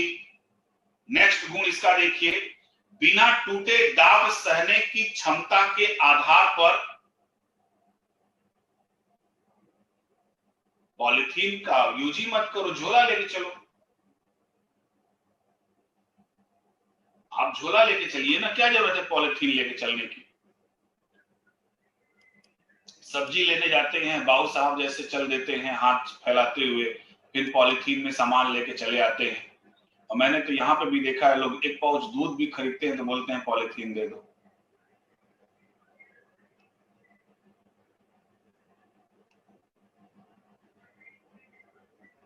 अगर शुगर लेना हो तो लेके जाओ ना आप। जब पॉलिथीन नहीं दी तब कैसे लोग शुगर लेते थे? कागज की थैली में लेके आओ। भाई, मेरे भाई इंद्रजीत, हर काम गवर्नमेंट ही करेगी क्या?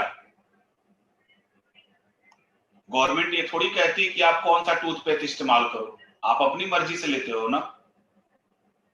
तो जिस दिन आप तय कर लो कि हम पॉलिथीन में सामान लेंगे ही नहीं, दुकान वाला खुद ही पॉलिथीन नहीं खरीदेगा, उसको भी तो घाटा है, लेकिन उसके ग्राहक ना टूटे इस वजह से। चलिए अच्छा, वो सब बात छोड़िए। बिना टूटे दाब सहने की क्षमता के आधार पर यह दुनिया का क्या है, सबसे सर्वश्रेष्ठ पदार्थ है। चांदी और तांबे के मुकाबले यह 100 गुना बेहतर सुचालक है। नहीं सॉरी, 1000 गुना। चांदी और तांबे के मुकाबले यह 1000 गुना बेहतर सुचालक है। अब इसको देखो, ताप सहने की जो क्षमता है, इसकी टेम्परेचर को सहने की जो क्षमता है वह निर्वात में 2800 डिग्री सेंटीग्रेड है, और आपके वायुमंडल में 780 डिग्री सेंटीग्रेड है। यानी इतना टेम्परेचर क्या कर सकता है, ये सह सकता है। ये तो गुण हो गया आपका।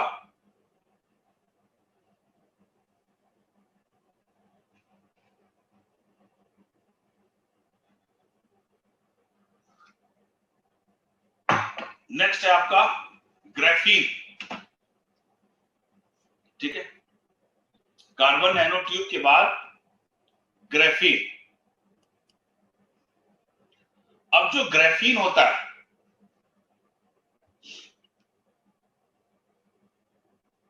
ग्राफीन जो होता है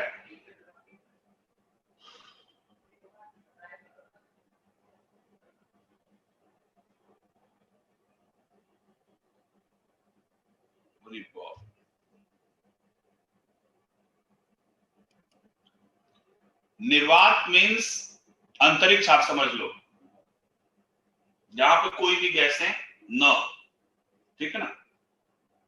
हर्जी जो आपका कार्बन नैनो ट्यूब है, ये निर्वात में 2800 डिग्री सेंटीग्रेड के तापमान को सह सकता है, ठीक है, और वायुमंडल में 780 डिग्री सेंटीग्रेड के तापमान को सह सकता है। इसकी क्षमता, तापीय अस्थायित्व काफी अधिक होता है।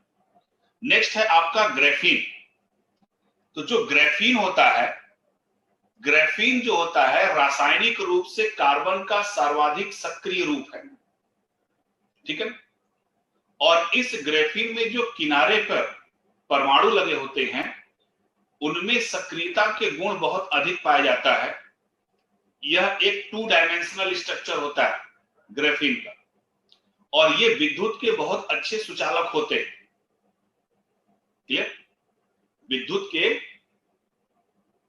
बहुत अच्छे सुचालक होते हैं, और ये स्टील से 300 गुना ज्यादा मजबूत होते हैं और हीरे से भी अधिक कठोर होते हैं। ये हीरे से अधिक कठोर एवं स्टील से 300 गुना ज्यादा मजबूत होते हैं। उसके साथ साथ ये अत्यंत लचीले होते हैं, फ्लेक्सिबल होते हैं। और फ्लेक्सिबल होने के कारण इनके अंदर एक ऑप्टिकल यानी प्रकाशी गुण भी होता है।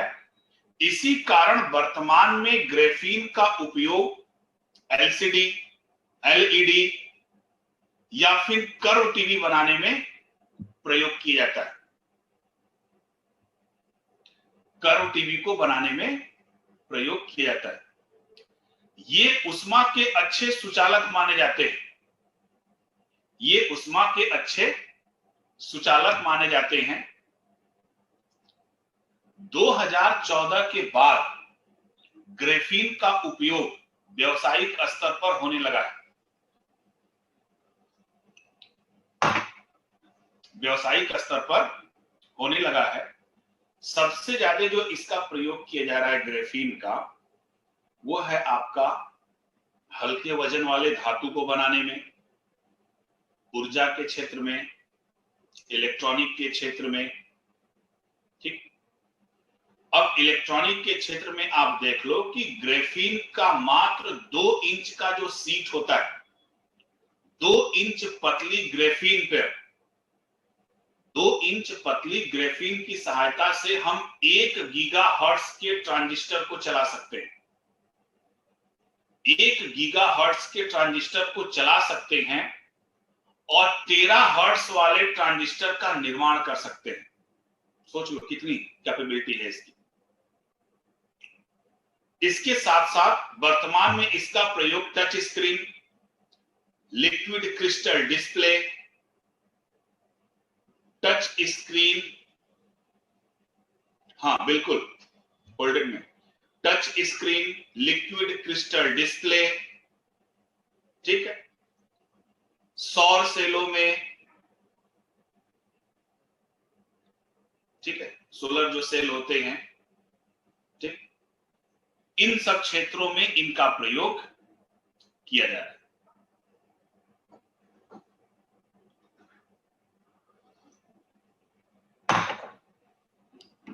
ठीक। बाकी आपके जो अकार्बनिक थे, सिल्वर नैनो क्रिस्टल का प्रयोग जीवाणु रोधी के तौर पर, टाइटेनियम या जिंक ऑक्साइड का प्रयोग,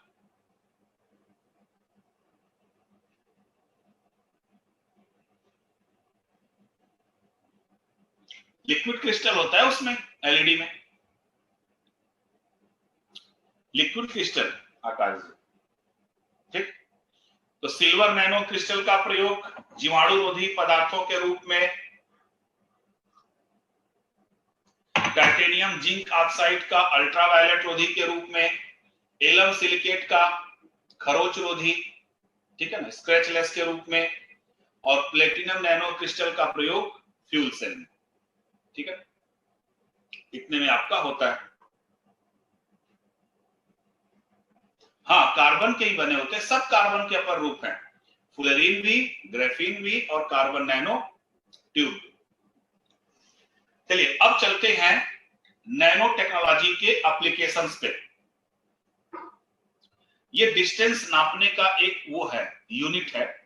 फर्मी का मतलब होता है 1 फर्मी इक्वल टू होता है आपका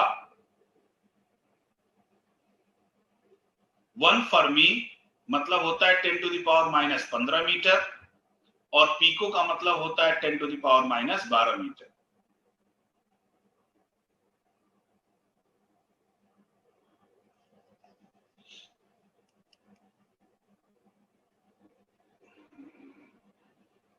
ये क्या करती है, जो लिक्विड क्रिस्टल होती है ये प्रकाश को कंजर्व करती हैं, फैलने नहीं देती पूरी तरीके से, जिससे चीजें आपको क्या होती है, स्पष्ट दिखाई देती। अब एप्लीकेशंस ऑफ नैनो टेक्नोलॉजी में जानिए, इसका सर्वाधिक लाभ चिकित्सा के क्षेत्र में है। वो इसलिए सबसे ज्यादा चिकित्सा के क्षेत्र में होता है क्योंकि इसकी जो कोशिकीय संरचना है, सॉरी, इसकी जो संरचना है, नैनो पदार्थों की जो संरचना है वह कोशिका के संरचना के लगभग समान है। इसलिए नैनो पदार्थ जो होते हैं वो कोशिकीय स्तर पर बहुत आसानी के साथ कार्य करते हैं। तो इसका जो सबसे पहला प्रयोग होगा चिकित्सा के क्षेत्र में वो है आपका high sensitive disease detector.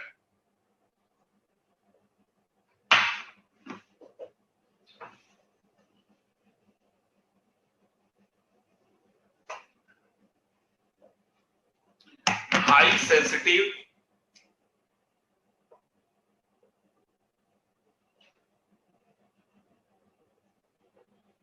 Disease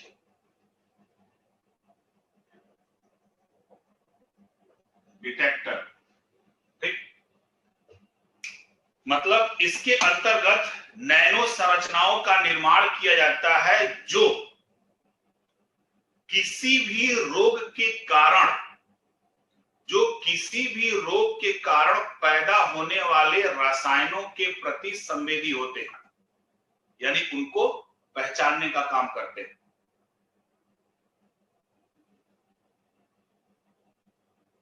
इसके अंतर्गत ऐसे नैनो संरचनाओं का निर्माण किया जाता है जो किसी भी रोग के कारण होने वाले रसायनों के प्रति क्या होते हैं, संवेदी होते हैं और उनको पहचानने का कार्य करते हैं, ठीक है।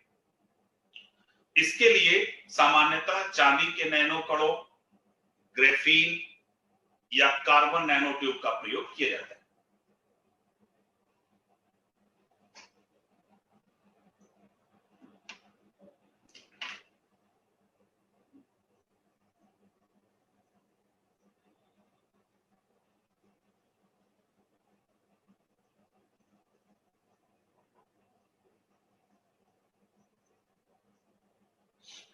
दूसरा उपयोग होता है इसका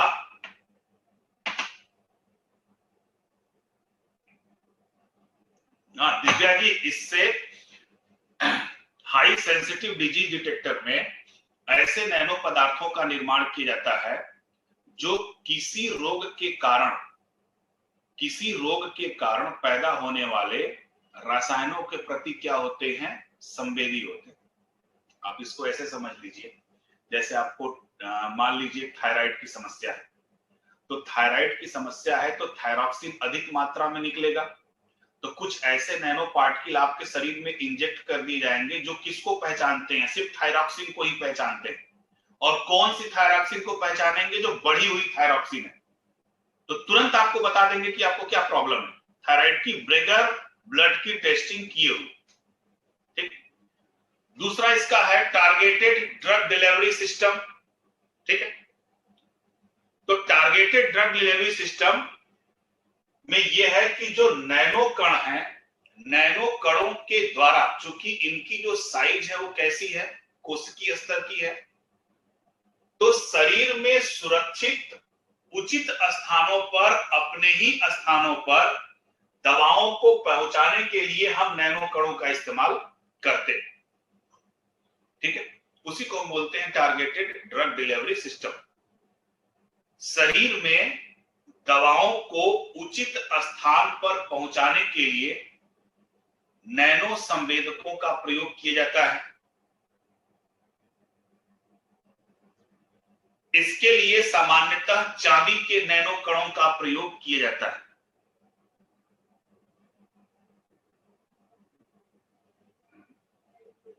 चांदी के नैनो कणों का प्रयोग किया जाता है।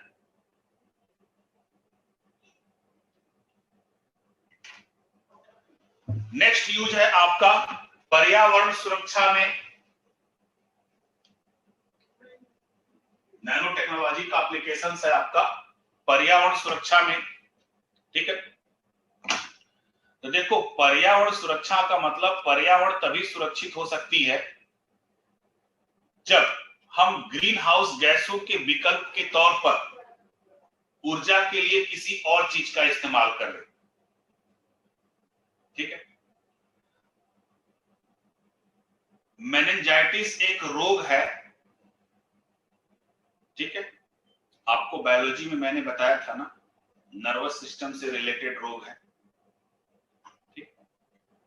अब ग्रीन हाउस गैस में उत्सर्जन की कमी के लिए हम क्या करते हैं, नैनो सोलर सेल और ईंधन सेल के संयोजन का प्रयोग किया जाता है। नैनो सोलर सेल और ईंधन सेल, और देखिए सोलर सेल जो होता है, सोलर सेल का आधार भी हाइड्रोजन होता है, ठीक है। तो सबसे पहले देखते हैं कि नैनो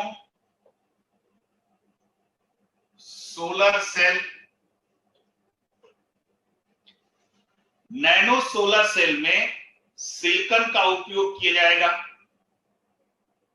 सॉरी, नॉर्मल जो सोलर सेल होता है उसमें किसका प्रयोग किया जाता है, सिलिकॉन का। लेकिन जो नैनो सोलर सेल होता है, इस नैनो सोलर सेल में सिलिकॉन के स्थान पर ग्रेफीन या कार्बन नैनो ट्यूब का प्रयोग किया जाएगा। तो फायदा क्या होगा, सामान्य जो सोलर सेल होता है, नॉर्मल जो सौर ऊर्जा का प्लांट आप लोग लगवाते हो, तो वो क्या करती है, सोलर पैनल जो होती है साधारण प्रकाश को ही खींचती है, रात में तो नहीं चार्ज होता है ना।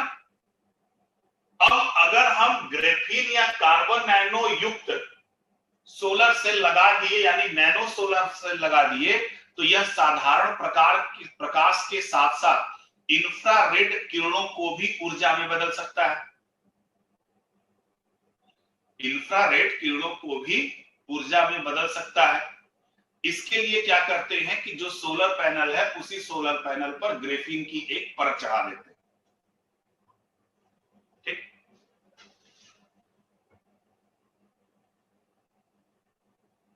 हाँ बिल्कुल। अब अगर ऐसा हो जाएगा इन फ्यूचर में, इन सोलर सेलों को क्या किया जाएगा, चूंकि ये पतली झिल्ली होंगी, ग्रेफीन की बनी होंगी, कार्बन नैनो ट्यूब की होंगी, तो इनके लिए हमको स्थान की जरूरत नहीं होगी, रख रखाव इनका आसान होगा, इनको चादर की तरह हम कहीं बिछा भी सकते हैं, पेंट की तरह घर पे लगा भी सकते हैं, ठीक है। दूसरा सेल है आपका फ्यूल सेल। जो फ्यूल सेल होता है, यह जल अपघटन के द्वारा हाइड्रोजन एवं ऑक्सीजन को प्राप्त कर संग्रहित कर लेता है। दूसरा है आपका फ्यूल सेल। फ्यूल सेल क्या करता है, जल अपघटन द्वारा हाइड्रोजन एवं ऑक्सीजन को प्राप्त करता है और उनको संग्रहित कर लेता है। इस प्रक्रिया में ऊर्जा की मांग को कम करने के लिए प्लेटिनम के नैनो कणों का प्रयोग किया जाता है,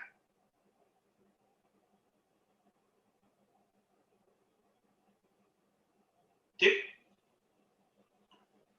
फ्यूल सेल जल अपघटन के द्वारा ऑक्सीजन एवं हाइड्रोजन को प्राप्त कर संग्रहित करता है। इस प्रक्रिया में ऊर्जा की मांग को कम करने के लिए प्लेटिनम के नैनो कणों का प्रयोग किया जाता है। यह सेल दिन में, यह जो सेल होता है दिन में नैनो सोलर सेल से अतिरिक्त ऊर्जा की प्राप्ति करके हाइड्रोजन एवं ऑक्सीजन का संग्रह करता है, जिसके ऑक्सीडेशन से रात में भी ऊर्जा की प्राप्ति हो जाती है, ठीक। अब चूंकि फ्यूल सेल में क्या इस्तेमाल किया जाता है, प्लेटिनम, और आपको पता है प्लेटिनम वैसे ही बहुत महंगी धातु है ना। तो अभी हाल ही में, ज्यादा दिन नहीं हुआ, 4-5 महीने पहले आईआईटी मद्रास, ठीक है, लास्ट पॉइंट रिपीट, अब यह दिन में क्या करता है कि नैनो सोलर सेल से अतिरिक्त ऊर्जा की प्राप्ति करता है। फ्यूल सेल अतिरिक्त ऊर्जा की प्राप्ति को करके हाइड्रोजन एवं ऑक्सीजन को संग्रहित करता है, फिर इनको क्या करता है, रात में इनका ऑक्सीडेशन करता है, ऑक्सीडेशन करके ऊर्जा प्राप्त करता है। ठीक है।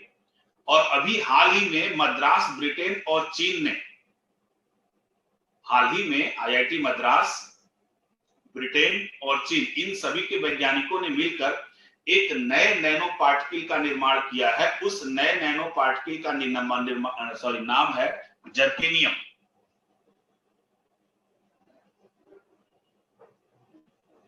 जर्केनियम। अब ये जो जर्केनियम है फ्यूल सेल में टाइटेनियम की जगह इस्तेमाल होगा। तो फायदा क्या होगा कि यह प्लेटिनम की तुलना में सस्ती है और इसका विषैला प्रभाव भी कुछ नहीं।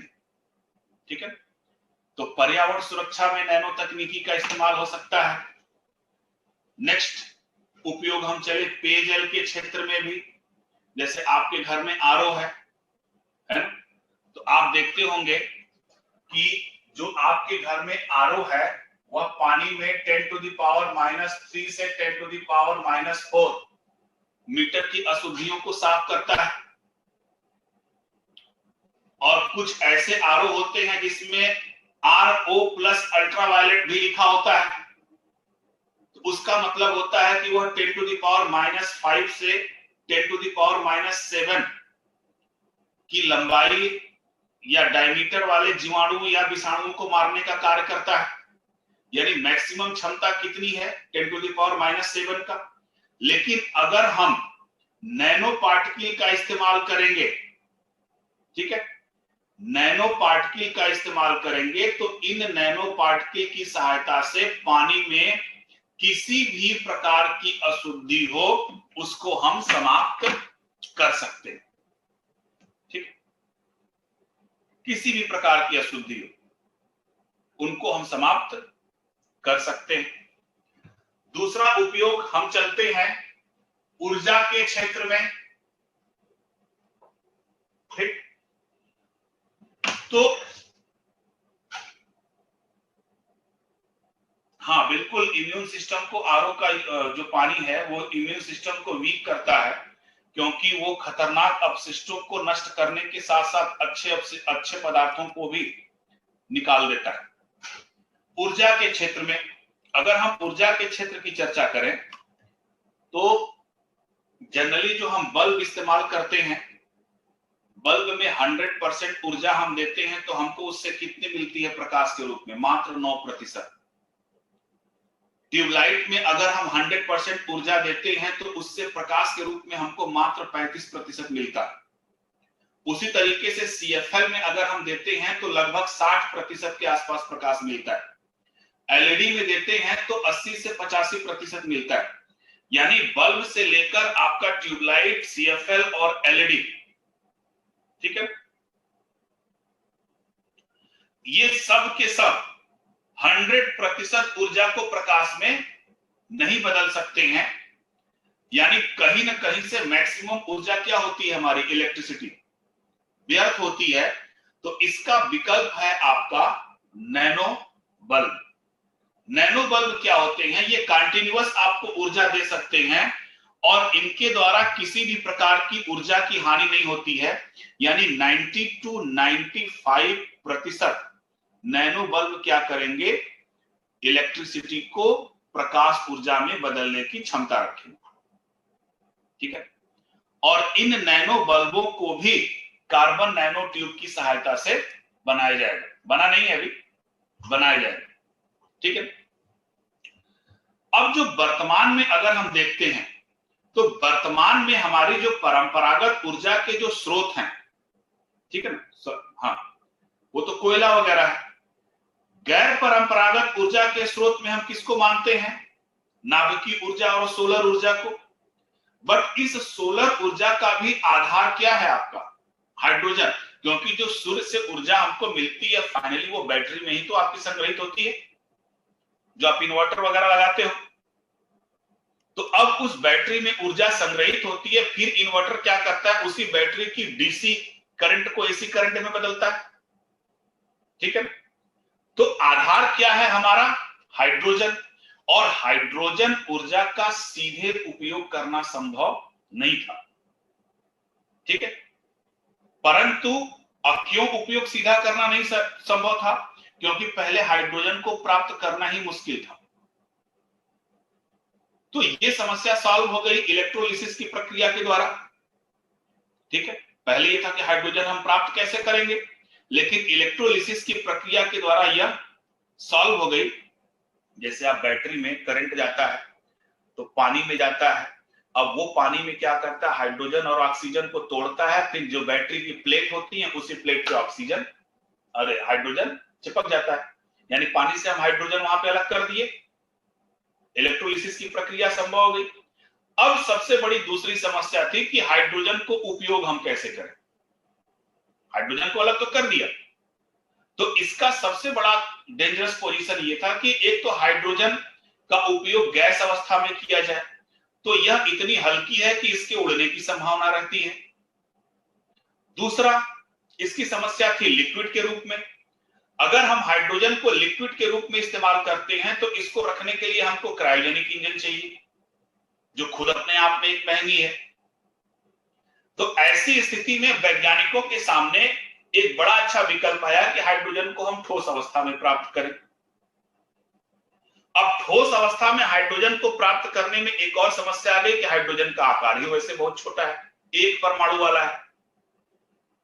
तो इस समस्या का समाधान कर दिया कार्बन नैनो ट्यूब ने, ठीक। कार्बन नैनो ट्यूब हाइड्रोजन को बहुत तेजी से अपने अंदर क्या करता है, कैप्चर करता है, जिसके कारण अब हम फ्यूल सेल में कार्बन नैनो ट्यूब का प्रयोग कर हाइड्रोजन को कैप्चर करेंगे और दिन और रात ऊर्जा को हम प्राप्त करेंगे, ठीक है। इतने उपयोग थे आपके नैनो टेक्नोलॉजी,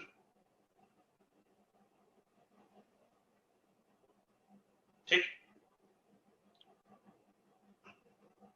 अब उसके बाद नेक्स्ट पॉइंट है इसका, चलते हैं नैनो टेक्नोलॉजी इन इंडिया।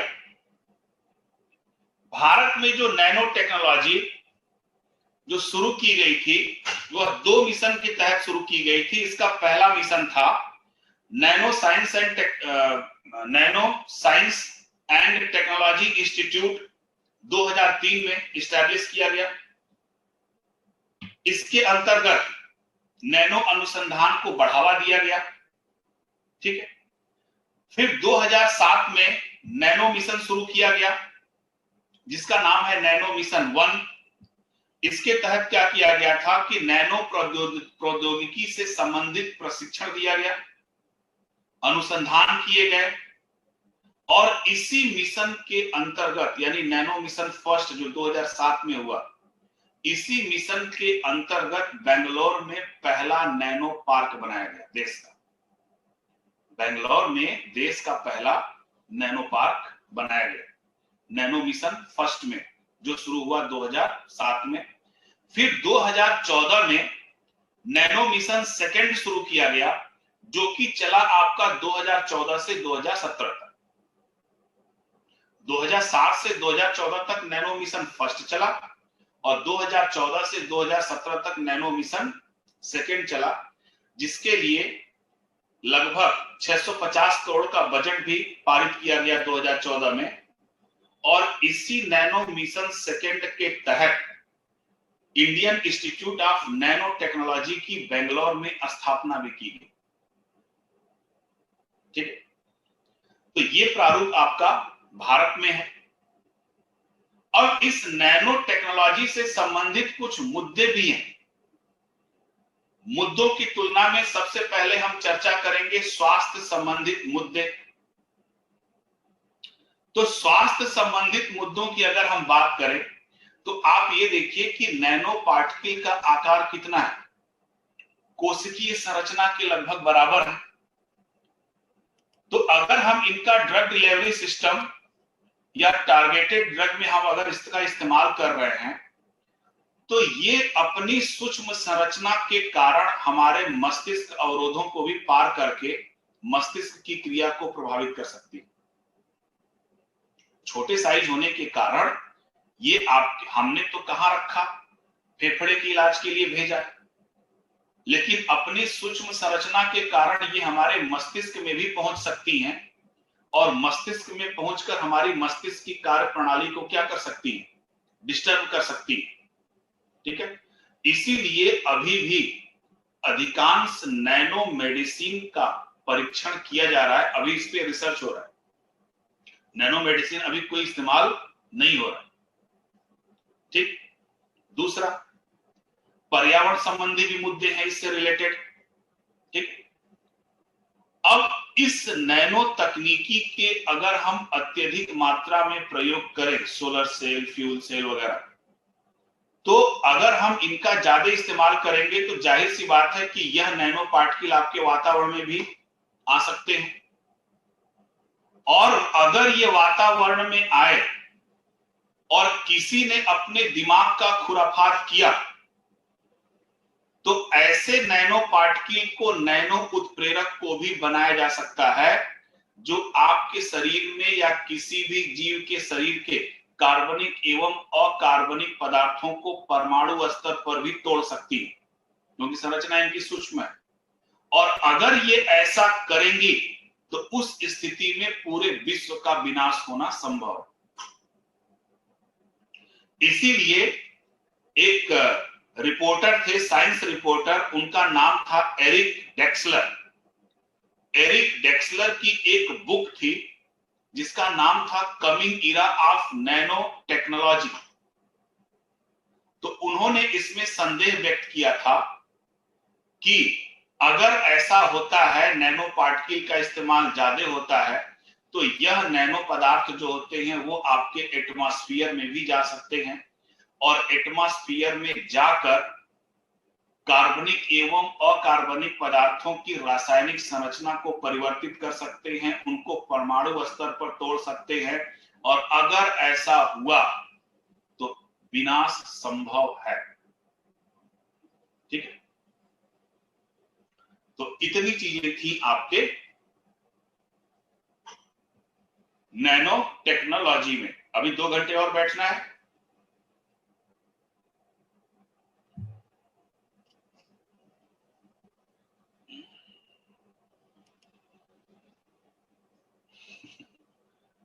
अभी 2 घंटे का और बचा हुआ है, 2 घंटे में आपका फिनिश हो जाएगा।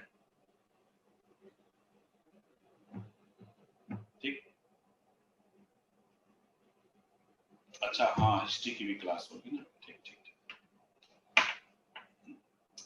चलिए ठीक है, नेक्स्ट क्लास में फिर मिलते हैं। ठीक है, नोट्स की सारी समस्याएं आज सुलझ जाएंगी।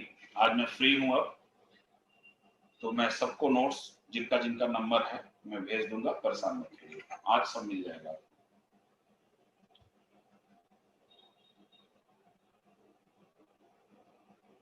नहीं, कोई बारिश से इफेक्ट नहीं पड़ता है उस पर।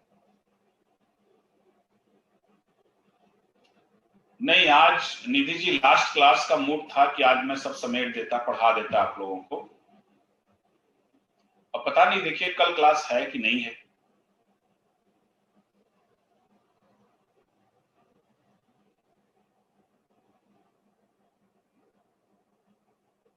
ठीक,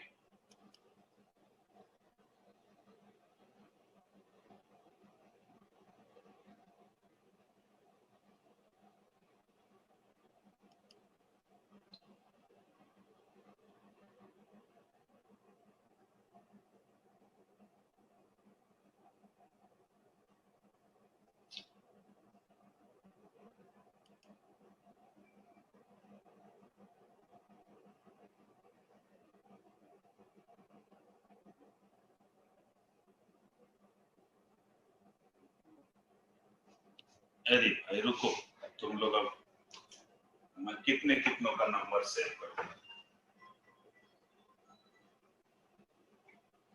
बड़ा अजीब काम लगता है नंबर सेव करना। आप लोग अब सुन लो जितने भी हैं।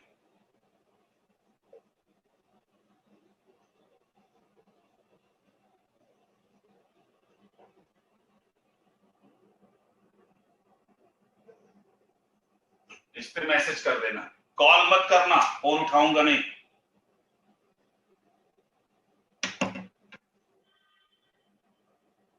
ठीक है,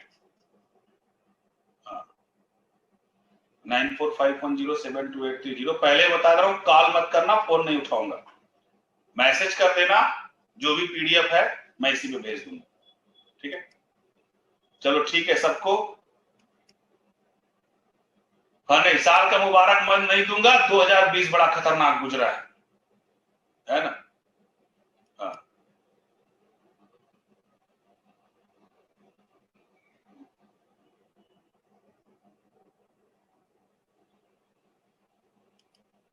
ठीक है, चलो मिलते हैं नए साल में फिर नए मुबारकबाद के साथ। अभी हैप्पी न्यू ईयर एडवांस में क्या बोलना, नहीं निकिता जी, अभी हैप्पी न्यू ईयर मत बोलिए, है ना, जब नया साल आ जाएगा तब बोलिएगा, क्योंकि नया साल सूर्योदय के साथ मनाया जाता है। अभी तो पूरी रात बाकी है आज की, है ना, तो नए साल में हम लोग मिलेंगे, हैप्पी न्यू ईयर तब बोलेंगे, अभी नहीं। अभी तो अलविदा पिछला साल कहेंगे। ठीक है, चलिए ठीक है, थैंक यू सो मच, हम लोग फिर नेक्स्ट क्लास में मिलते हैं।